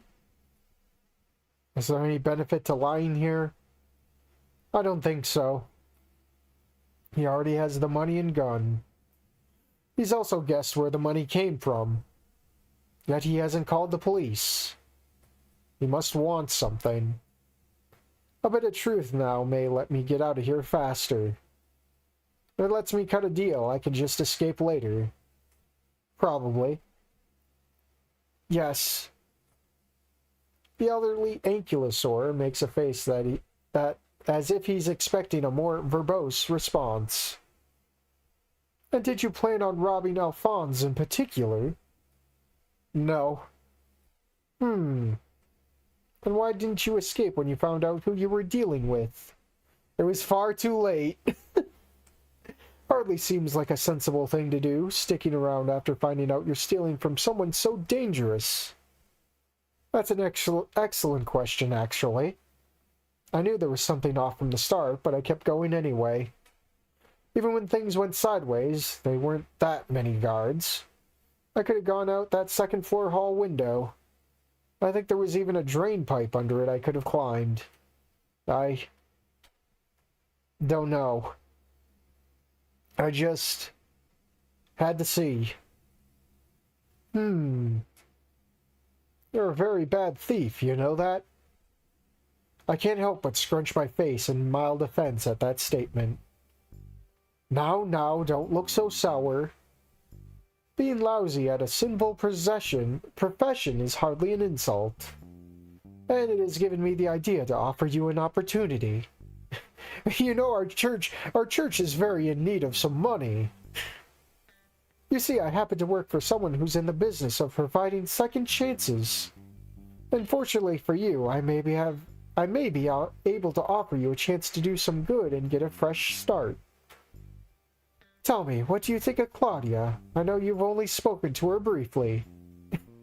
You see, Claudia's my daughter, and she needs a husband. But has our dear Miss Grant left an impression? She seems nice. Looks tired. Ah, you have a good eye. Claudia needs a bit of help with a long-standing problem, but she refuses to admit it. She insists that she's fine, and then proceeds to take on one responsibility after another. While she is truly a loving and charitable young woman, she is overextending herself. It is starting to cause her issues at home, both for her and her son. Oh no! Oh no, it's a single mother! Both Minnie and I have tried offering to help her. We even tried to subtly assist without asking. But she seems adamant to not let us. For anyone else, this would be an inconvenience at most, and would not require me to make such a request from a stranger. However, there is an added complication, and I believe the true source of her troubles. She, like you, has something in her past that she is still grappling with. Drug abuse. Let me guess. It's just Ashley all over again. This is Ashley like ending 2, isn't it? James gave her a baby and left her, and now all she has is the baby and drugs. Something rather grave, I'm afraid. I fear that if it is not resolved, that it will lead to tragedy. I've tried to help her, but again, she refuses to heed my guidance. She even demands that I leave it be. I mean, she was good with the medical field, so I mean, that's kind of adjacent to doing drugs. I mean, it's medical. At least she has a better backstory than Ashley. She even demands that I leave it at be. All I ask from you is to return the kindness she has shown you and help her in any way you can. Think of it as a sort of penance. It'll help a troubled soul such as yours find its way out of such a sinful life. That isn't exactly the offer I was expecting. Explains why he didn't hand me over to the police, though. He needs my help sorting out Claudia's personal problems for some reason. So I'm gonna make the criminal help Claudia. That's genius. That surely won't come back to bite her in the ass. She surely won't end up a statistic. Stop noticing patterns. Though it does leave quite a few questions on the table. Oh boy. Oh lord. Smorgasbord here. The ID. What if I say no? The money. What if I just leave? Dangerous to keep me here. But let's just cut to the chase. Claudia's problem. Okay. The ID. Oh, you mean how did I know it was fake? Well, you slipped off your injuries. I asked some friends of mine to run a background check on your ID. They also helped themselves to your fingerprints and ran a check on those too. Between your name, face, and your prints, they made an interesting discovery. As it turns out, Private Window has never existed in any branch of the military. Nor is there any trace of your face or fingerprints. Nothing, criminal or otherwise. You, whoever you really are, don't seem to have a history of any sort. As far as the law and state are concerned, you don't exist. Which I think is rather curious in this day and age. In the age of social media and being terminally online. If not somewhat impressive. Very thorough friend. Oh wait, it's Win. Very thorough friends. Well, when you get as old as I am, with friends as old as mine, one tends to be well informed. particularly if those friends are still in the service. Right, Claudia mentioned he had some army training. I assumed it was just basic first aid or something. Oh, hold on. The fact that he was still able to call in favors implies he must have had a decently high rank. Oh crap, did I go from pissing off cannibal mobsters to pissing off the military? Oh, which service? Oh, well, there are a few here and there, but that's a long story.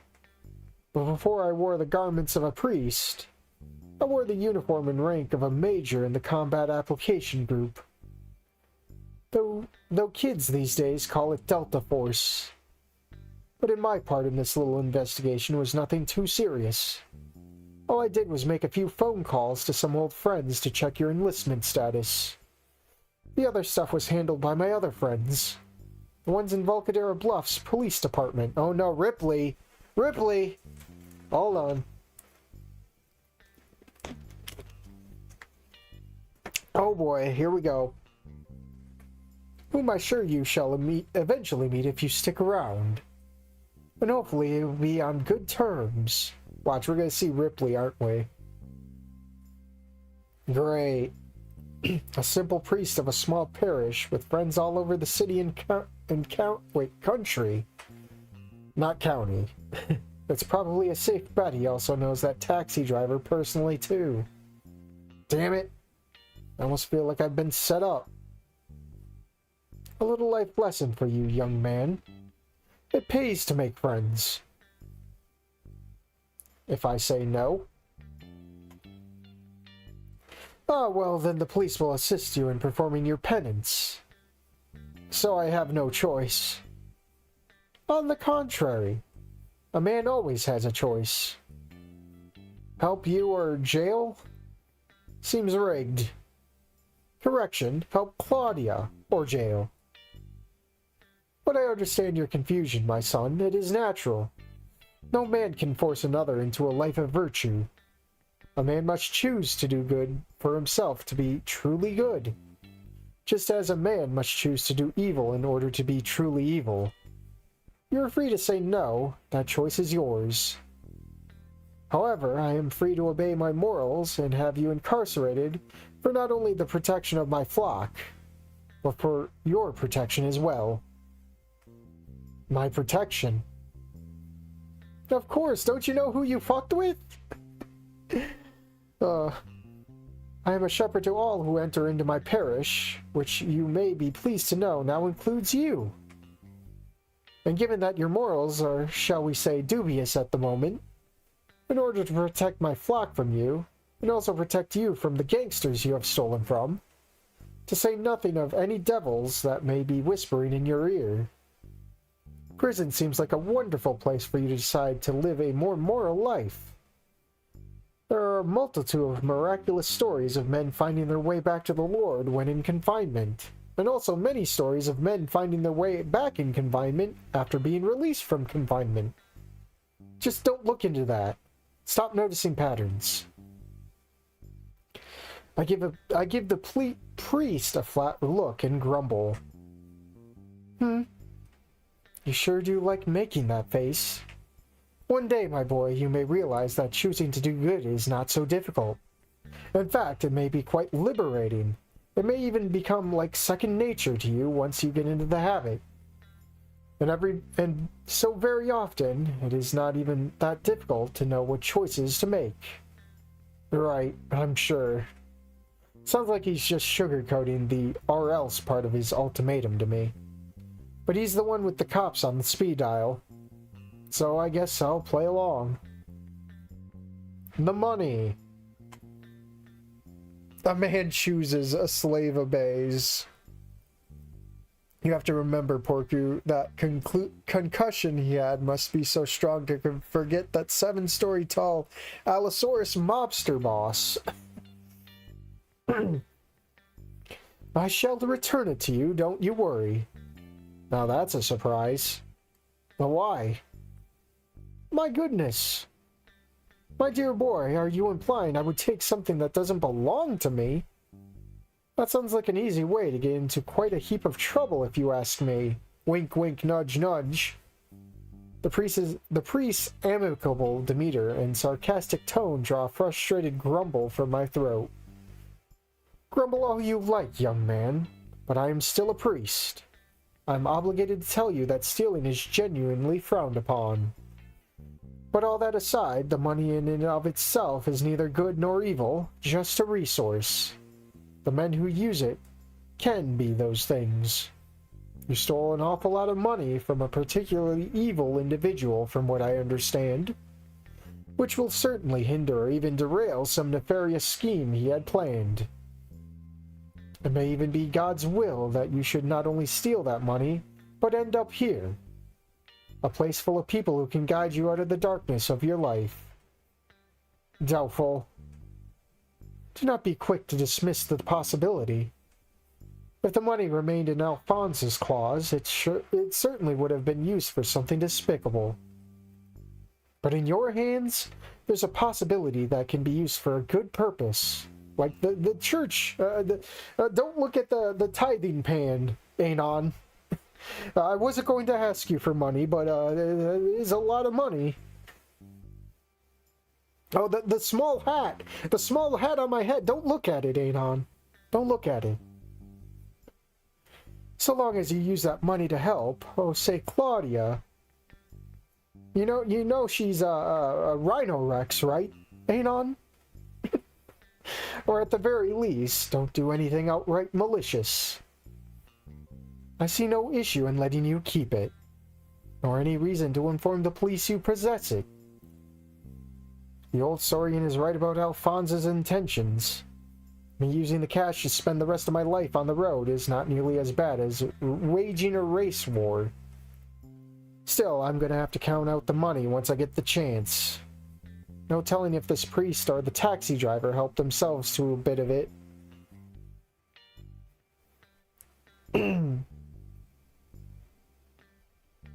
Oh, you have invested your money. Wait, this isn't a church?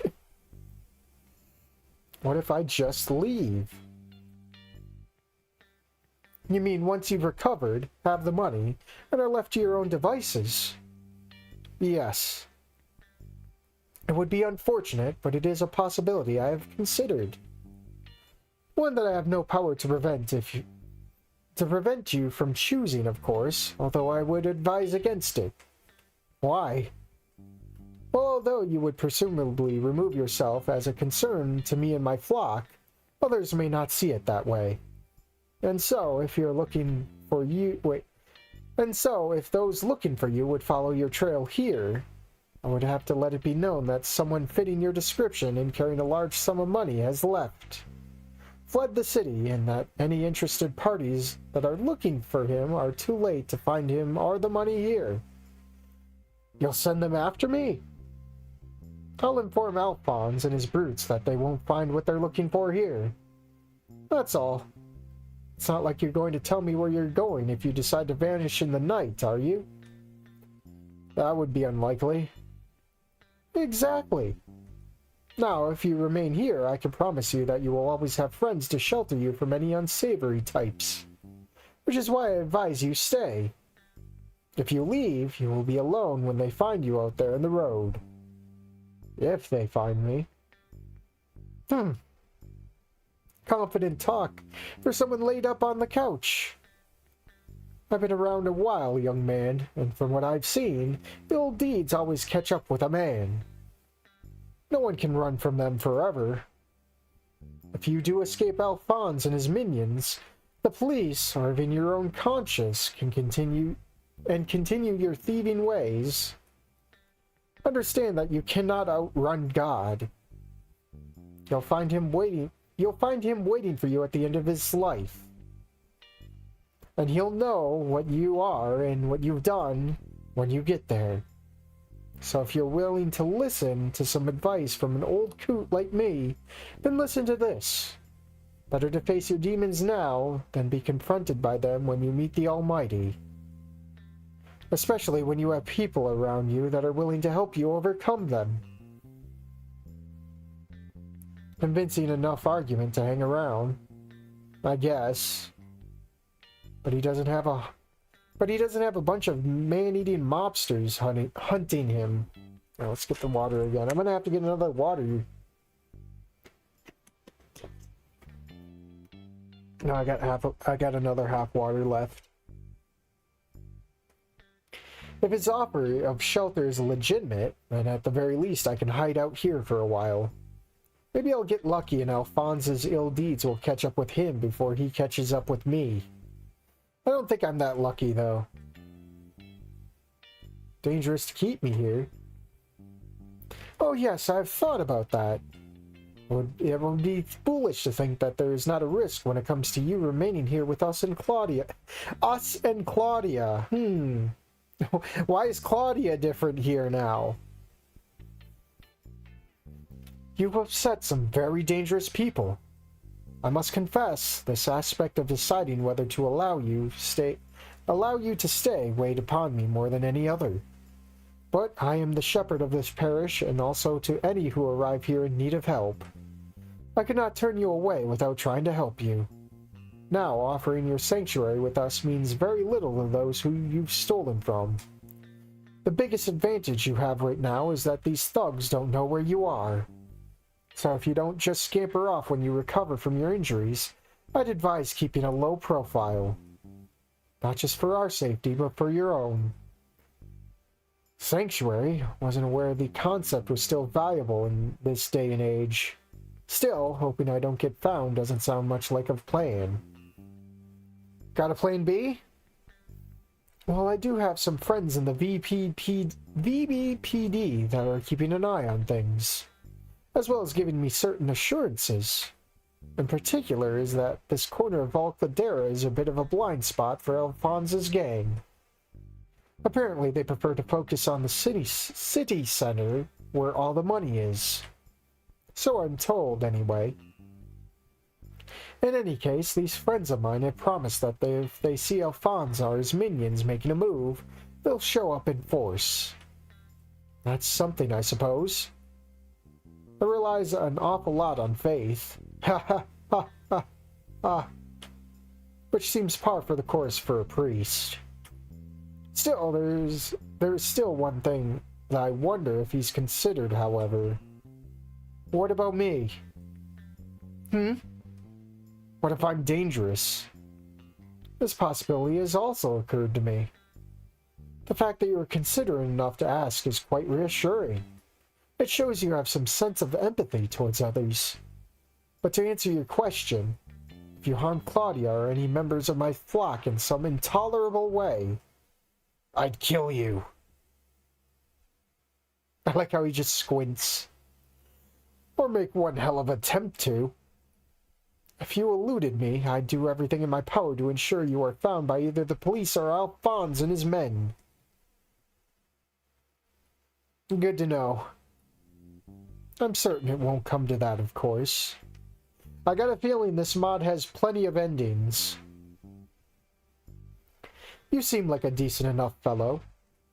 Thieving ways aside, of course. Bold claims. Although, even old as he is, I don't want to risk finding out that he can back them up.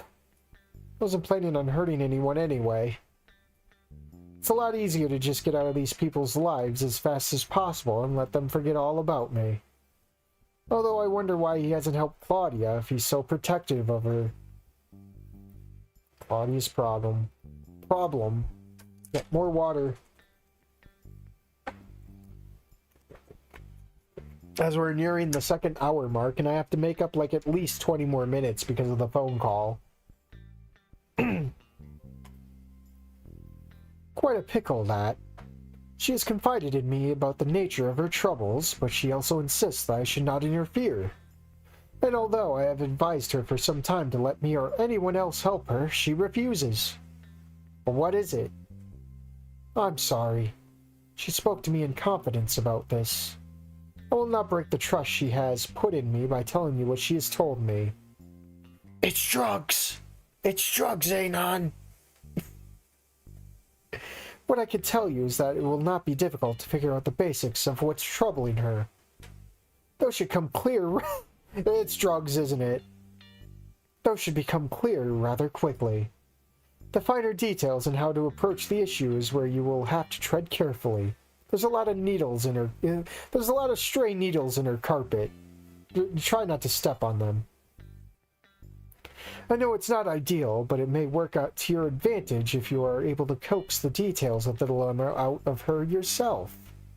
If you're able to establish a rapport with her, she may even be willing to let you help her. And as a side benefit, you would also be able to claim ignorance if you should overstep while investigating the topic. Ah, the good old figure it out yourself approach. Wonderful. Any advice? Claudia is a good woman, and I am confident that if you're honest with her, she'll be honest with you. You just gotta be patient and prove that she can trust you. Coax it out of her by being honest and trustworthy. That sounds like some pretty basic advice. That's it? Do you think there's more to it than that? It may surprise you to know that oftentimes the solution to many of life's problems is to just be honest. I'm not good at talking. Yes, I've noticed that you have a certain stilted patter to your voice. You don't talk much to others, do you? No. Job discourages it. I suspect asking you to get to know Claudia is a bit outside your wheelhouse, too. Yes. Huh. Be not afraid, my son. As I said, she's a good and patient woman. You'll find her easy to talk to. You may even find yourself becoming good friends if you allow yourself to open up a little. I'd really rather that didn't happen. I'm already too involved in this little drama more than I'd like to be, and I haven't even agreed to it yet. Alright, let's just cut to the chase. I think I'm ready to move on, but... Wait, I still need to ask something. Is it just going back? Yeah, okay. So it's like, are you really sure? Are you really sure? Because I don't think you can scroll back. Let's get on with it. What's there to really know? Get in, solve whatever little problem Claudia has. Get out. Don't get caught. Don't get attached. Simple. The situation may not be ideal, but it's a lot better than being at the mercy of Alphonse and his gangsters. If I have to be stuck in Volcaldera Bluffs for a while, then I may as well be with these people. They seem like they're willing to let me hide out with them, and it gives me time to work on an escape plan if things go sideways. Alright, I'll help. Wonderful! It's a fine thing for you to do, my son. I think you'll find this penance I ask of you. To help another to do a good deed like this, to allow yourself to be compassionate. It is no punishment at all. And if you need any advice, know that I will always be here to help you if you should lose your way. Now, I think Minnie should just be about done preparing that soup for you. Yeah, we sat here for like an hour chatting. I hope she didn't burn it. The ancient ankylosaur shuffles his way out of the lounge, leaving me alone with my thoughts. The old codger even forgot to fucking push his chair back in. So if I try to get up, I'm gonna fumble over the chair. This shouldn't be too bad. I can handle this. As long as I keep a low profile, everything should be fine. Probably shouldn't spend too much of this money while I'm in hiding. You never really know who the guy you're buying from is talking to. Can't risk any used car salesman being in the pocket of Alphonse or one of his mobsters and selling me out. I'm probably going to have to stick to the basic stuff, the 7-Elevens, or just pass some money off to Claudia and have her buy things for me. Although that might get suspicious too. I take a heavy breath through my nose, causing the soreness in my chest to make itself known. Damn it. I've been trying to avoid being tied down to anyone or anything. To not be remembered. And now this. Hopefully I can just ghost my way through this and then disappear. Yeah, simple. Before I can think too deeply about my own issues, my thoughts turn away to thinking about the task ahead of me. Claudia seems nice enough. I have no idea how I'm going to help her with her problems if she doesn't even let her priest friend do so. I don't even really know what I've agreed to help her with either. It could be worse, I guess. The Aliosaur woman, Deidre, could have caught me and I'd be probably having a far less pleasant time. Before my thoughts can focus trying to discern what Claudia's problem could even be, the door swings open. The ceratopsid woman, Minnie, appeared holding a steaming bowl of soup. Don't just teabag me! Why are you teabagging me? Moving quickly into the room, she places the bowl on the table and then takes the now vacant seat of Father Xander. Hello again, Mr. Doe. Are you feeling hungry? I'm sorry it took so long to get the soup ready. I'm bad at operating the microwave. But I promise it's worth it. It's a special broth recipe that I make for the soup kitchen at the mission. Everything a body needs to be nice and healthy, whether you're a carnivore, herbivore, or anything in between. I don't remember eating since I got here. I don't feel all that hungry either. Just kind of sore. Dinosaur, if you will. I may try sitting up, though. Maybe repositioning will change my appetite. With considerable effort and pain, I attempt to rise into a sitting position. I mean, as someone who's like bed rotting, don't eat laying down. It's not a good idea. My goodness! Look at you. I didn't know you'd be bouncing back this quickly. Oh gosh, if you're making this much progress, would you like to see if you could feed yourself? I can't hide the quizzical expression from crossing my face when she offers to let me feed myself. The Saurian woman notices my confusion. You will the MILF, or you will prison wife. Oh no, you will become prison wife. Yeah, probably. Nothing like good old-fashioned. Oh. Oh yes, Claudia's been making sure to drip feed the same broth while you were asleep. Ah yes, Claudia. Of course. She does seem to have been the attentive nurse. I suppose I'll have to thank her for that. In any case, I still don't feel hungry. Just sore. Although, if I can sit up, maybe I've recovered enough to stand. Might be worth finding out. So, would you like to try to eat, or would you like to try eat something on your own? No, thank you. Not hungry. No. But Claudia said that you need to eat regularly in order to speed up your recovery. I'm fine. Want to try standing? Oh dear! You really shouldn't strain yourself like that. Claudia says... Ignoring the concerns of the tall Saurian woman, I lean forward and prepare my legs to support my weight, which sent intense pain rioting through my entire body.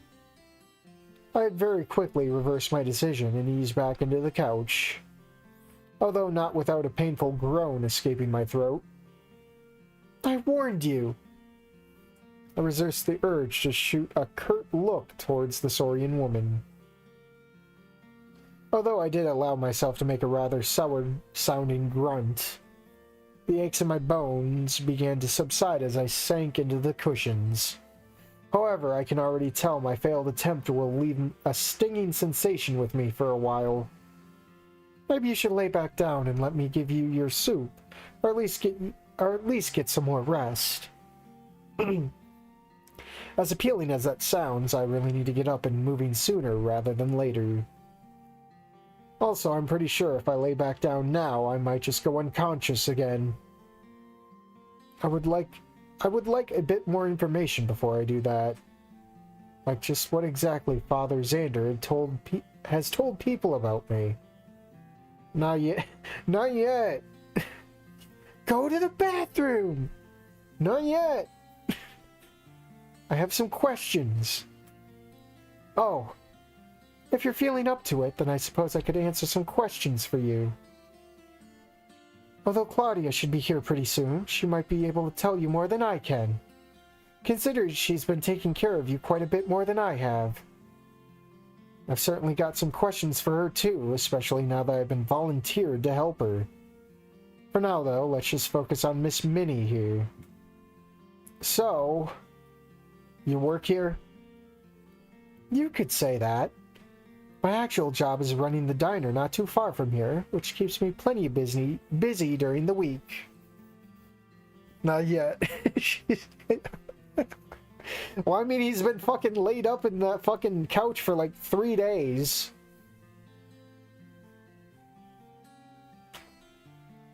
But I volunteer here mostly every weekend. Usually as the event planner here at St. Sadler's, I also help keep all the various bits of paperwork in order. Whether it's coordinating with other churches to get a charity event set up, or a food drive for feeding the homeless. I'm the one who puts the word out or calls up the other churches and chapels to get things moving. You could sort of say I'm like the church's #1 secretary. Which I suppose is pretty easy to be the best when you're the only one in the running. Only one? Yep, just me and Father Xander running things around here. We don't even have an organ player yet for our church songs. Interesting. That might mean that her, Xander, and Claudia may be the only people that know about me. Father Xander? What has he said about me? I'm not sure what you mean about that. Like, who I might be? No. All Father Xander has said is that you're a poor soul who has lost their way in life and is in need of help and guidance, and that we should respect your privacy. But if you give us any gruff or problems, to let him know. Does that answer your question? I suppose it does, more or less. It appears the old priest is keeping what he knows about me to himself. For now, anyway. I guess he doesn't want to scare the others by letting them know that they're harboring a thief. A thief that's being hunted by the mob, no less. Miss Claudia likely wouldn't want to let me through her door if she knew that, let alone open up about her problems. Speaking about Claudia, you and Claudia are friends. Of course, we're best friends. Going on for about 5 years now. You both nurses? Oh no, well, well... No, we met under different circumstances. You know, she liked heroin, I like cocaine. I just do what Claudia tells me to do. She's the real paramedic around here. Wowie zowie.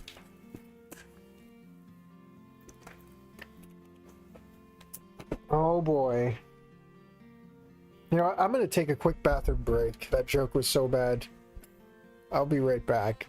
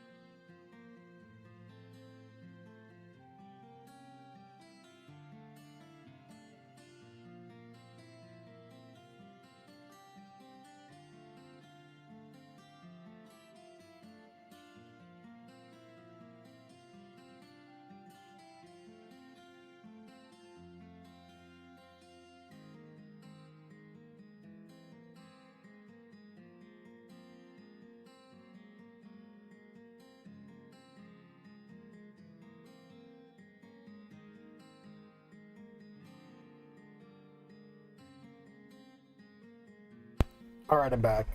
I went to go grab more water, some snacks. Hopefully I can go for the rest of the hour. I'm hoping to make up for the shitty intro. So let's just get on with it. Oh boy, already acid reflux is hitting. Hold on. No way I'm burping on camera. Or on mic, I should say. What camera? She's the real paramedic around here. Puns. The lowest form of joke. At least that one was a little clever. Although I don't see why she's being so dodgy about Claudia being a nurse. Then again, maybe I shouldn't be throwing stones. She really spearheaded taking care of you. The feeding, cleaning your clothes, giving you sponge baths, having to replace the couch many times a day. Yes, Xander mentioned. What did you do? Oh, I just make the soup and keep an eye on you while you slept a bit yesterday. Which doesn't sound like much, I know, but I also helped in the most important way there is too. Praying! I can't help but give her a curious look. It sounds like Claudia did all the work already. What could possibly have been left? Praying!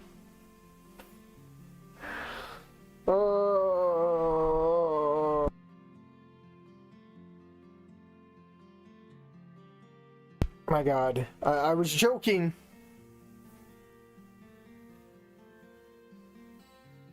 I pray to our Lord and Savior, Raptor Jesus, to help you recover.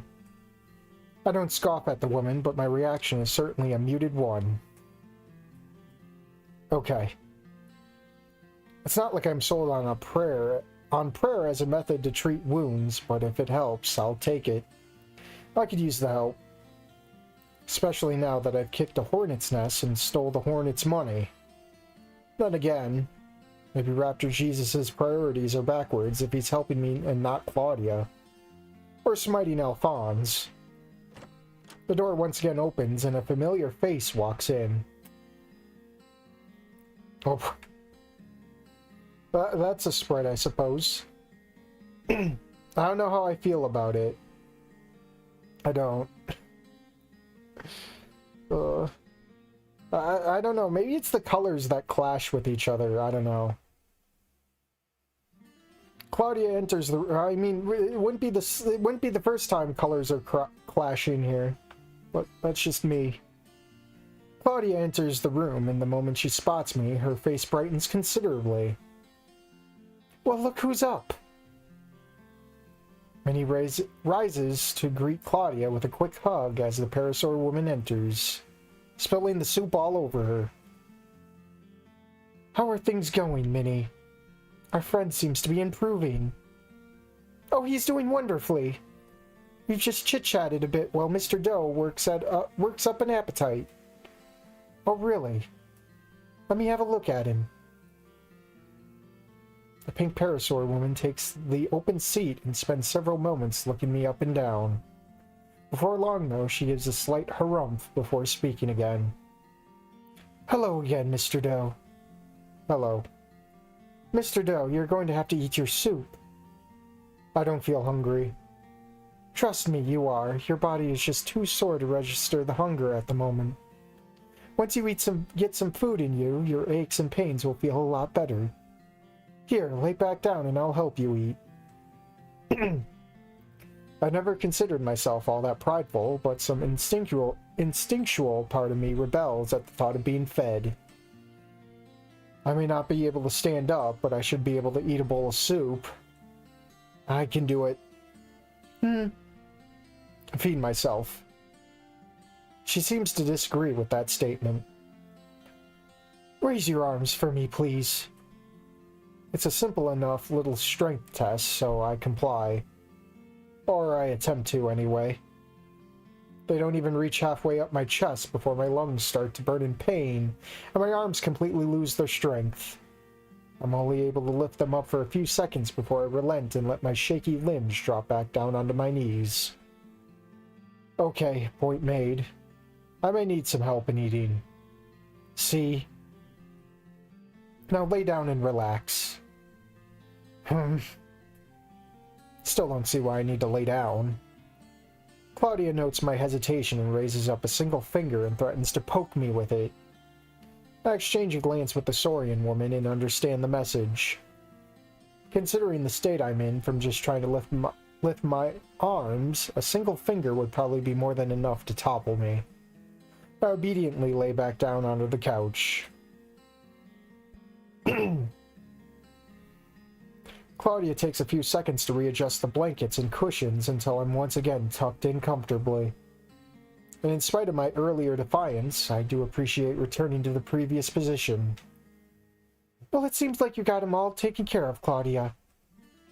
I'll be in my office planning out the New Year's charity drives if you need any more help. Thanks, Minnie, I got it from here. After an exchange of friendly smiles and a slight pat on the Parasaur's shoulder from her friend, Minnie leaves. Without missing a beat, Claudia grabs the now lukewarm broth and begins the task of spoon-feeding me. Oh boy. Oh, this is how my career goes, isn't it? That niggling feeling of embarrassment at being fed like an infant flames up again. But focusing on the dull pains throbbing in my body let me swallow the feeling down and let Claudia perform her task. At least she doesn't ask for me to say, ah. Minutes tick by in silence as slowly, but surely, the cold broth is consumed. Until she finally takes one hand to raise my head forward and drains the last vestige of the bowl's contents into my mouth. Despite the temperature, it was really quite tasty. It also seems Claudia was correct. Once I actually had some food in my stomach, some of those aches and pains subsided. I find myself actually feeling rather good for a moment or two. Claudia replaces the now empty bowl on the table and once more gives me an appraising look before smiling. I'm going to say the N-word. I know, right? Feeling better? Yes. Great. I think at your current rate of recovery, you should be on your feet in a couple of days. Maybe even tomorrow if you use a crutch. Well, that's something to look forward to, I guess. So, I spoke to Father Xander on my way in. He tells me you don't have a place to stay. Is that true? Originally, I was going to find a hole in the wall in Skin Row, but apparently that's no longer on the table. Honestly, I had thought I'd be staying here at the church. This couch isn't the most uncomfortable one I've ever slept on. But it seems Xander doesn't want me to use his church lounge as a motel room. I don't. I see. Well, if you want, I have a spare room in my house. My kid likes to play games really late at night and screams a lot at Fortnite. You're just gonna have to deal with it.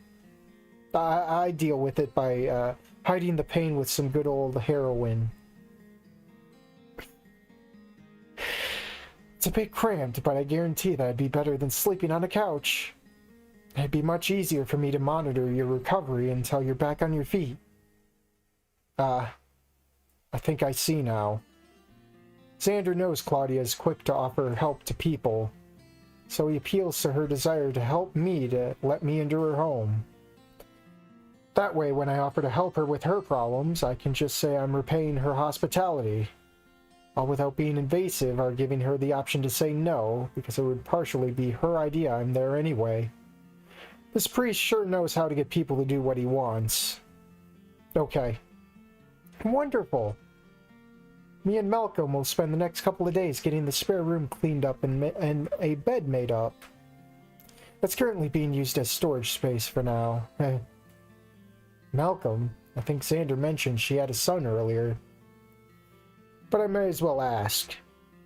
Who is Malcolm? Although Claudia was wearing a smile before, it was still marred somewhat by exhaustion. The tiredness in her features vanishes as she begins to answer and is replaced by a tenderness I've never seen before. Let's just call it hospital game.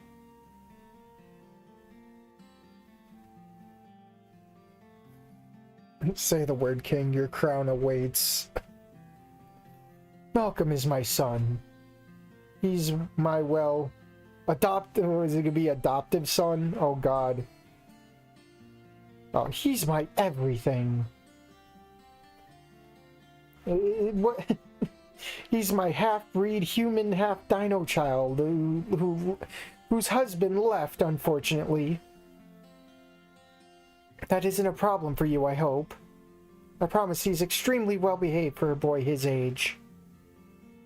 I don't have a problem with it, as long as the kid keeps his distance. That's fine. I'm so glad to hear that. He's very quiet and won't be a bother at all. He's actually quite autistic. He's such a sweetheart. I'm sure you two will get along great. Especially if you like cars. And I'm not talking about just cars. I'm talking about the movie Cars, because he's super autistic. I'm sure. Hopefully this isn't one of those situations where the mom thinks their kid is a saint, but they're actually a hellion. Yeah. Stop noticing things! Open water bottle, please. I demand sustenance. Then we may have a problem. So if you're going to be staying with us, is there anything I can get you to make you feel more at home? I'm fine. Really? Any type of food? Maybe some more clothes? Don't need much. Even so, you must need something. I can get you some meat products if you don't want to be stuck with a herbivore diet. Maybe some hot dogs, or chicken nuggies or something. They got a sale on dino nuggies. You guys like dino nuggies, right? What kind of things do you like? What should I tell her? I don't know what to ask for. I'm fine. I'm fine. I don't know what to ask for. Let's save it just in case, because I got a feeling all these choices are going to add up to like an ending or something. I don't know. Never owned anything. Always moving around. Just lived out of a car. An unmistakable look of pity crosses her face. Though not entirely. I see shades of another emotion mixed in. Like she's remembering something. The homelessness of drug abuse. However, it passes quickly as she once again It passes quickly as she once again asking questions. That's doesn't sound right. Well, you must still like things, right? There must be a kind of food that you prefer. Slop. Goy slop, please. Extra sloppy. Hold the goy. Gas station coffee is okay. No, I mean like food. Actual food. Breakfast biscuits. Oh my. Have you never had a real meal? Ever? What does she count as a real meal? Food is food, isn't it? Good grief. That broth must have been the closest thing you had to actual food in years. Well, don't you worry. If there's one thing I guarantee is that you will get a proper meal. You will get proper meals while under my roof. Even if I have to cook you something myself. Well, I guess I'm about to get a crash course on what counts as real food then. Well, I suppose that's all for now. I'll try and dig up a crutch from somewhere around here, and then tomorrow we can see how well you can move around. And once you're comfortable moving around a little, we can move you into my house in a couple of days. Sound like a plan? I give an affirmative grunt. Oh, With a little warning, the parasaur woman leans forward. Uh-oh. Using a careful brush of her thumb, she wipes a small speck of broth from the corner of my mouth. There. Wouldn't want you stuck with a little thing like that before I go. Unless you'd like to talk for a bit more, I'll let you get some rest. Claudia gathers the soup dish and prepares herself to depart. It occurs to me that I didn't really ask her any questions like I had wanted. I do feel exhaustion beginning to overtake me, but it may be worth asking her to stick around a bit longer. Of course, I may just fall asleep in the middle of the conversation anyway. I'd like to talk some more. No time like the present. Wait. Yes? Was there something else? I'd like to talk. Well, alright. The pink parasaur puts the bowl back onto the table and retakes her seat. So what would you like to talk about? Fucking falling asleep. Your son. Malcolm. Anything I should know? Like what triggers him? You said he was autistic. Once more, the parasaur woman's face gained a certain brightness to it. Oh, I could talk about him all day. He really is a wonderful boy. I'm certain you'll love him. He's absolutely obsessed with those little collectible cars. Look at the Hot Wheels. Is this a Wani reference? If you let him, he'll talk your ears about which ones are which. I honestly don't know how he keeps up with all the various brands. He asks me to get him a new one every time I go out. But thank God these are so cheap, too. It's a good thing he's not into, like, those Pokemon cards. Father Xander even lets me have fist pick through the donation box for them. Fist pick. Is that the thing that they call in, what is it called? Black Friday? Where instead of first pick, you're fighting people for the fist pick. You gotta get through these fists to pick them. Man, Claudia's violent. Maybe that's why the husband left. Or should I say the ex-husband or boyfriend. We don't mention the numbers 6 or 7 around him.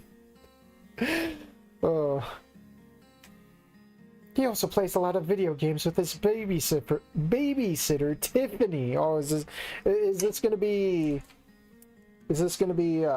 Hold On to Me, Tiffany? That'd be crazy. Are you even allowed to do that? He plays a lot of Fortnite. He does Fortnite dances constantly. He never shuts up. I don't know if you know anything about Nintendino, but if he isn't talking about cars, he'll be talking about that. This dude's autistic. He's autistic. Clocked. It's already over. Claudia, just sign him up for Reddit right now. You'd be doing him a favor. That or Canadian healthcare. Your choice. It's over. I don't know anything about video games, but I do know a thing or two about cars.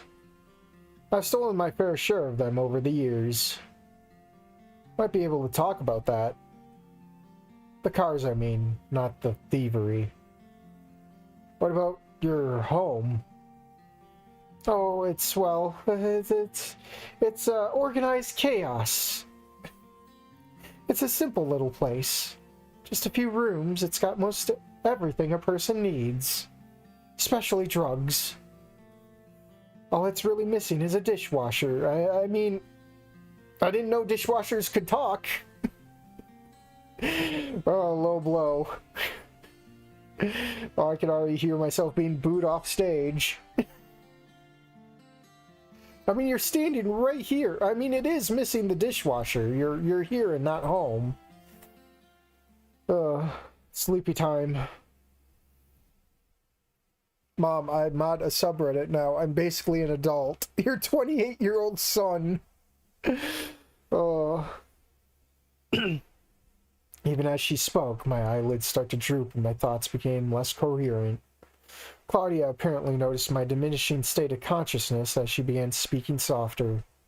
It was pleasant to listen to as I began to drift. But well, it's home.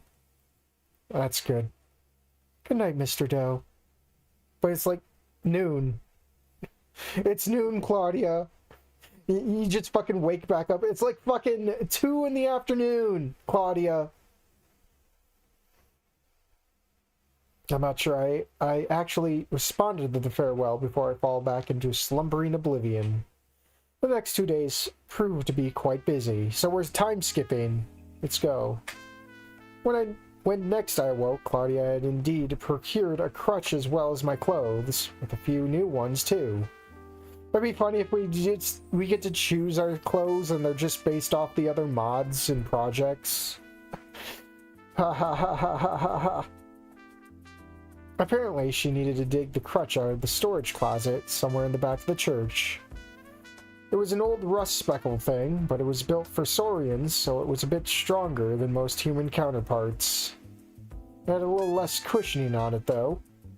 The clothes were pulled from the donation bin, and Xander explained it took a while to find ones fit for a human to wear, particularly finding pants without holes for tails. More importantly, though, now that I had the crutch, I was able to not only stand up, but also move around the crutch. The 3 caretakers of mine were much more excited at seeing me move around than I was to do it.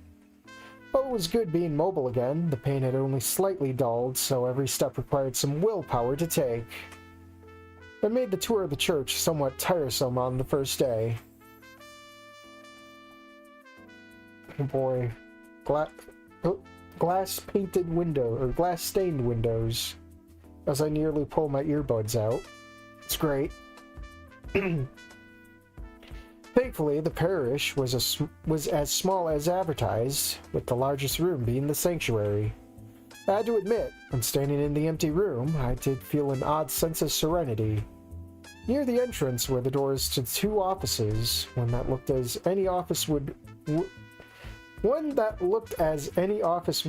belonged to Minnie.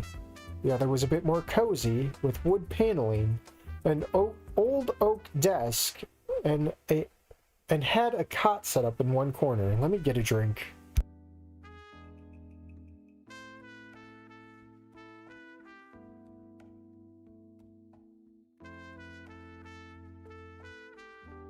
There's Jesus suplexing the comet. The comet that didn't come from Goodbye Volcano High. No, maybe that's why this is different than Goodbye Volcano High. This place had Raptor Jesus. Goodbye Volcano High didn't, because they're pagans. They're filthy non-believers. They died. The other was a bit more cozy, with wooden paneling, an old oak desk, and had a cot set up in one corner. It also had paraphernalia strewn all over the place, marking it as the priest's own bedroom and office. An odd setup, but the final stop on the tour were the bathrooms. Considering the state of the lounge and the absence of any foul smells in or around me or the furniture, I guess that Claudia or Xander had made certain assurances that I wouldn't soil anything while unconscious. Fortunately, both of them were decent enough not to mention anything about it. By the second day, things had gotten noticeably easier. I could not only feed myself, but with the aid of the crutch, I could also wander the halls of St. Sadler. The soreness still made dressing myself a bit of a chore. Claudia insisted on helping, claiming she had already seen everything. It was time for Claudia to leave. She had seen everything. Such reassurances were not as comforting as she had hoped they'd be, nor did they convince me to accept her offer. But by the end of the second day, my plans for moving into Claudia's home were cemented. The moving around had indeed put some strength back into my legs. I suspected I may not need the crutch at all tomorrow, no matter how much my nurse may insist that I did. And so, it's the morning of the third day since I've awoken. Claudia and Xander lead me to the entrance of the church where the door is open for me. And I run! I break into a sprint and get the fuck out of there. And then I trip and die. My first steps outside the church are met by a chill breeze and blaring Dinophorian sunshine. After my eyes adjust, I feel the gentle touch of Claudia offering support to help me down the steps. Not far from which waits her car, an older, boxier vehicle. I pass Xander, the church, and take the Parasaurus woman's offered hand. With her help, I hobble my way onto the passenger side seat of the car and ease back. After a few moments, she takes her spot in the driver's seat, waves farewell to the priest, and we drive off. Current date, January 6, 201 M 2025 BC. Place, Bayside of Volcaldera Bluffs. Temperature, hot as hell. Returning to its usual seasonal coldness. It's my first time living in one place for more than a couple of weeks, specifically living with people that I have to actually interact with. I don't know exactly how long I'll be here or how to deal with the situation I'm in, but hopefully I can keep a low profile while I help Claudia with whatever personal problems she has, and find a window of opportunity to bail out of this town with the money. It certainly sounds simple enough, but I get the feeling I used up the last of my luck surviving the night that got me into this whole mess. It's a very short drive to Claudia's house. She lives only a couple blocks away, in fact. It's a nice little suburb. It's actually a bit more sparsely inhabited than I was expecting. That being said, most of the homes here are small, single-floor structures. That is a small house. After parking, and with a bit of effort, I exited the car before Claudia could offer me a hand. We're in our usual get-up, the one that makes us look suspicious. The bright sunshine and green foliage belied the chill in the air that I could feel even beneath my jacket. Her home looked a little shabbier than the others on the street. Some overgrown grass here, some wear and tear there. Numerous amount of little things that are easy to fix, but are easy to ignore when you don't have the time. Seems Miss Claudia's various preoccupations are letting home maintenance get away from her. Not that I'm one to talk, considering I lived out of a car more often than anything resembling a house, or even a cheap motel room. Well, here we are. Home sweet home. I know it doesn't look too spacious from the outside, but there's still plenty of room for you in there. Just don't look in the basement. Me and Malcolm don't really own a lot, except he owns a lot on the Nintendo eShop. He drains my wallet every day, man. It's starting to become a problem. That's why I turned to drugs. So, shall we go in? Yes. I'll go grab my bag. Hold on there, let me worry about the luggage. Oh, it's the money bag, isn't it? First, let's get you inside. That's okay. I've got it. Probably. My legs are still a bit shaky, and all that money wasn't exactly light. But it's been out of my hands for too long already that I'm willing to risk some joint pain. Oh no! When Father Xander had Minnie put it in my car, she mentioned how heavy it was. Which means it's way too heavy for someone in your condition to be hauling it around. Even for such a short walk. I repress a frustrated grumble at being blocked. Ah yes, the whole nurse thing. How irritating. To be so close to the biggest score in my life, and it being kept just out of reach. Damn it. Worst part is I really can't push the issue without arousing suspicion. And she may also be kinda right. Last thing I need to do now is have my legs collapse and topple over in front of her. It's just for a few more minutes. I'll just have to hope she follows Xander's instructions to respect my privacy. I should also probably think of what to tell her if she asks what's inside while I'm at it. Don't know if I can get away with just saying stuff. Alright. Good. Don't worry, I'll bring it in after we get you situated. Now come on, I'll help you inside. The Parasaur woman gently takes a hold of my arm and begins to lead me into the door. Oh boy, now we get to see the kid. Oh wow. A GameCube? Aren't we a little dated on that? A GameCube. I mean, wouldn't a GameCube be more pricier nowadays because it's not being built anymore? I mean, even Wii U and 3DS have gone up in price, man. I think the cheapest thing you can actually probably get is a regular Wii. I don't know. Gosling game. Isn't that just Ryan Gosling Drive, but outfit, but purple? I wouldn't know. Hold on. Malcolm, I'm home. Tell me, Mom. I gotta see how old this guy is first before I give him a voice. I hear the small thumps of little footsteps running down the hallway. Oh god. Hug Sprite. Hey there, baby. Oof. You're getting too big to be picked up. You're getting too big to pick up. Nah. Yaha. Nah. Yaha.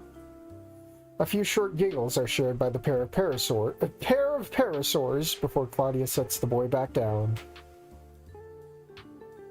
So Malcolm, let me introduce you to that house guest I told you about. Is that your boyfriend? Where'd Daddy go? You never tell me about Daddy. This is Private Window. He's going to be staying with us for a little bit. He's a friend of Father Xander's. Friend may be a bit of a stretch. Go on. Say hello. I like how the eyes, like, they vaguely meet up. The tension in the air is, like, awkward. Hi. Hello.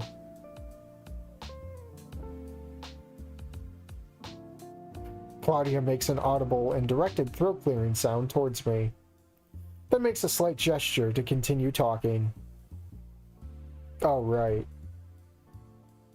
I'm supposed to introduce myself. Crap. What do people usually do in situations like this? They fly out the window. Quick, through the emergency window! Spaghetti alert!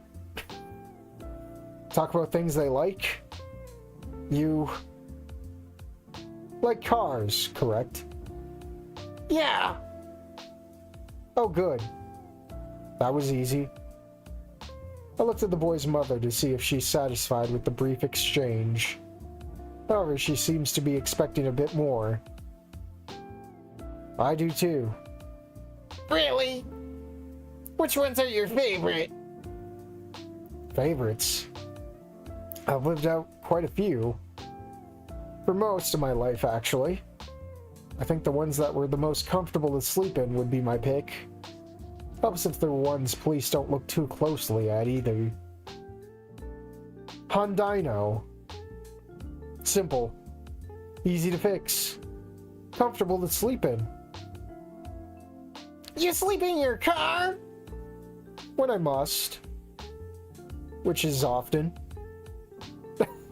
Okay! Well, Malcolm, why don't you go show Mr. Doe his room and I'll go get his things inside. Okay. Right, I'll be right back. The young Parasaur boy remains rooted in place. Rooted in the place his mother left him. Looks as if he's appraising me. Maybe I should say something else. Maybe must be an odd situation for him, having his mother bring home a total stranger. Might help to address the awkwardness now. Sorry to impose. The small boy furrows his brow. What does that mean? The big words confuse me. I was making a joke.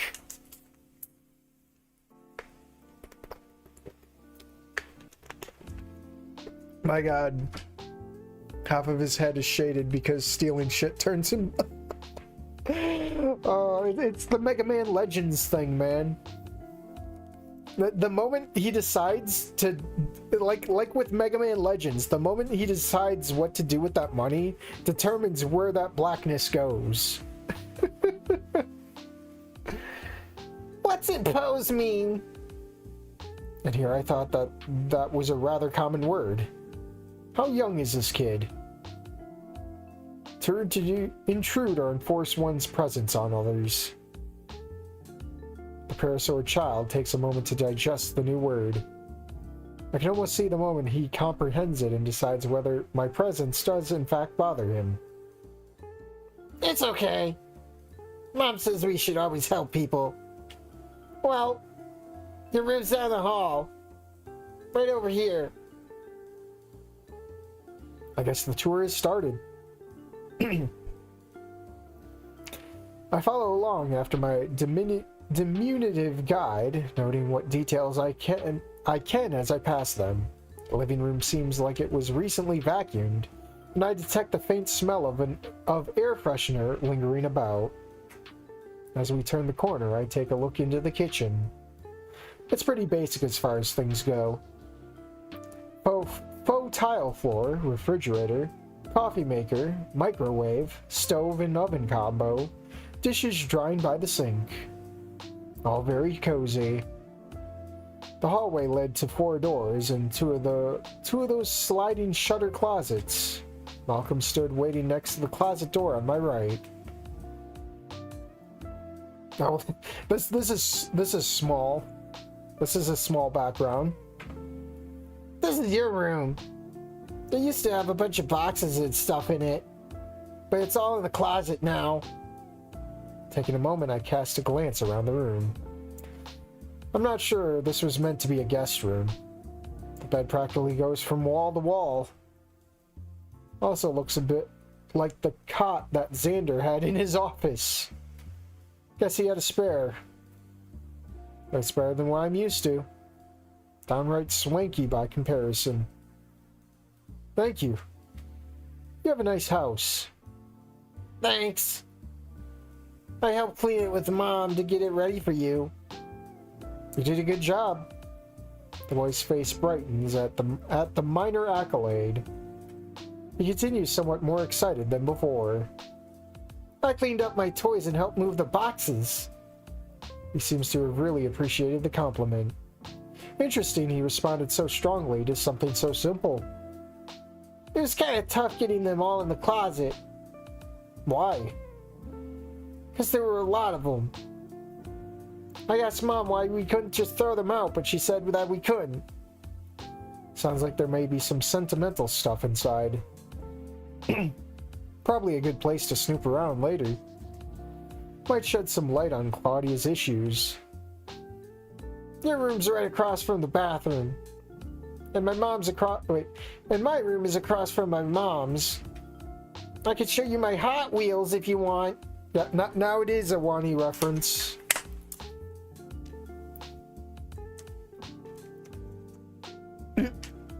The Man of Steel.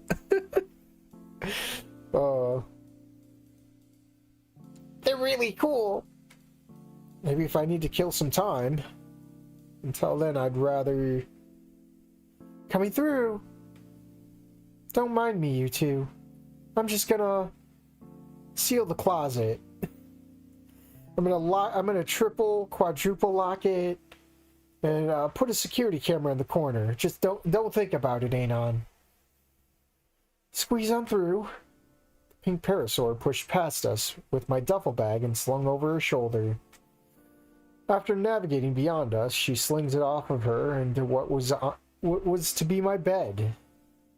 There we go. Minnie wasn't exaggerating when she said that was heavy. So what were you two talking about? I was going to show Win my cars! Well, that sounds fun, but maybe Mr. Doe would like to unpack a little first. Oh, but... Don't worry, sweetheart. He's not going anywhere today. I'm sure he'll love to see your collection after he settles in a little. Right? You must be desperate for a shower. Can't say I'm incredibly invested in it, going through the boys' toy car collection. But spending time with Malcolm may be an easy way to integrate myself to Claudia. And as eager as I am to check the money, a shower is a rare pleasure for me. I usually just take bird baths out of public restroom sinks. Oh no. Oh no. Not the Jeet way. Yes. To both. Great. Well then, we'll let you get situated. Come on, Malcolm. You can help me decide on what to make for lunch for everyone. Okay. Take your time. Towels are in the linen closet next to the bathroom, and there are extra bags there for dirty laundry. And if you need anything, just ask. Right. I probably don't have time to fully count out the cash, but a quick check should suffice for now. Watch, I bet you Malcolm's gonna fucking be nosy. And he's gonna see the cash, and he's gonna tell Mommy all about it. I bet you. I close the door and proceed to unzip the duffel bag. Sanders handled packing it over the last 2 days, so presumably he's the only one who knows the contents other than me. Opening it up, I'm greeted by a layer of folded laundry straight from St. Sadler's donation pile. T-shirt and pants that all look rather similar to what I'm wearing. Beneath all that, though, cash. There it is. I don't think it would be put up that neatly. I mean, he just like sloppily put it in the bag. I don't think it looked that neat, man. Even if it was put in neatly in the bag, all the motion of the bag would just scramble it. I scrounge around inside the bag for anything else. No sign of my gun, nor my usual thieving equipment. Yeah, those he had to keep. Guess Sanders holding on to those. Maybe a bit of insurance. All it means is that I'm going to have to talk to him about getting those back. There is at least one thing, though. Seemed kind enough to leave me with this. Oh yeah, his ID that has the skeleton key. It's something at least. He may know that it's fake, but he might not know of its other function. I wonder if he'd had let me keep it if he did. All that aside, it's more useful as an ID at the time being. Looks like I'm going to be private window for a bit longer than I anticipated. With all my clothes extracted, now I just need a place to stash the money. There isn't enough room under the bed, and currently that's the only piece of furniture in the room. And while Claudia may be able to keep her nose out of my stuff, I'm not going to risk giving Malcolm the benefit of the doubt. He seems like a nice kid and all, but he may be the curious kind too. Which leaves me little option but to use the closet. The kid mentioned they stuffed it full of boxes, but I should be able to find some room to store the bag. I move over to the sliding shutters of the closet and open them. That's a lot of boxes. Wow. This room must have been a mess before they shoved it all in there. Well, let's see if I can fit the bag in there. When I attempt to lift the duffel bag, my arms rebel, and what strength I thought I had falters immediately. It seems Claudia was not exaggerating about lifting this being a bit too much for my still recovering body. Damn it. Looks like we're going to have to do this piecemeal. Ensuring that the door to my room is not just closed but locked, I empty out the money into the bed. Once its multitudes of millions are displayed across the mattress, I stow the bag onto the shelf. then begin the slow process of moving the cash back into the bag. It's a lengthier process than I like, made to feel even longer by the aches and pains that burn in my muscles. But it gets it done all the same. Fortunately, it seems like there's just enough room for it all. Only just, though. Should keep it out of reach for most curious toddlers. Don't know where I'm going to keep my clothes, however. I have to ask Claudia about getting a basket or something. Now, let's see about that shower. I close up the closet and grab a change of clothes. One stiff leg jaunts across the hall later, and pilfering of the linen closet later, I'm standing in the bathroom. It's barely larger than my room, made even less spacious by the various common toiletries occupying every possible shelf. Even the shower looks a bit cramped. Speaking of, I only wait as long as it takes to disrobe before getting in the shower, which is not long enough for it to heat up. The shock of cold water is rather bracing. It really makes me aware of every ache and pain still lingering in my body. But after a minute or so, the water begins to warm, and the pain begins to fade. A nice warm shower is a rare treat for me. Made even more so as I feel days of soreness just evaporate out of me. And as the aches are soothed, an all too familiar sensation returns in full force. Hunger. I permit myself an extra minute or two of enjoyment before I am satisfied with my level of hygiene. Feeling refreshed, I exit the shower, dry off, redress myself, and police my dirty laundry. Where to put it from there, I don't know, so as I re-enter my room, I just toss it under my bed. Refreshing. Much better than using those moisture wipes to get clean. Mr. Doe. I said I'd go until... Yeah, the hour's already up. Been pushing it. So yeah, I played a little bit more than usual. And I'm sure there's like a whole lot more to go for. And I just cracked my neck the wrong way. That's great. Oh. Only 5 more hours to go. Yeah, I know, right? I mean, I'm no stranger to splitting things up. It's probably better for the channel that way anyway. It gives more views. I feel like I've heard this. It's probably one of the free to use music somewhere. I feel like I've heard it somewhere, maybe in some other mod. It just sounds familiar. Dang. It's a long demo. I thought it was complete. This is a demo? That's a shame. Everyone's out here with demos, but barely anyone's here is with a finished game. It's crazy.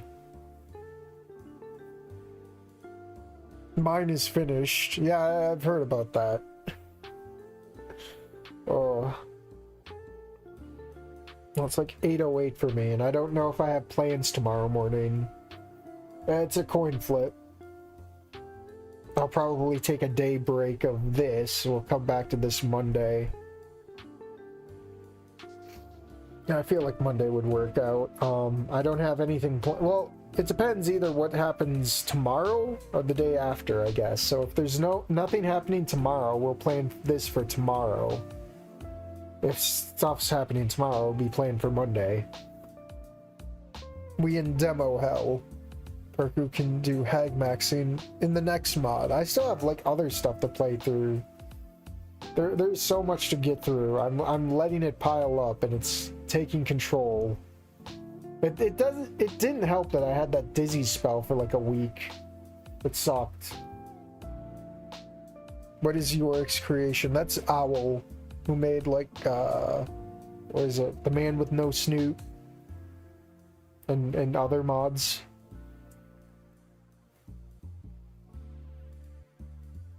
But yeah, I'll probably wrap it up here. Take it easy. I guess just keep an eye on the channel. But whatever I set up the stream for, what will be, okay? I'm going to just take it easy, so I will see you guys next time.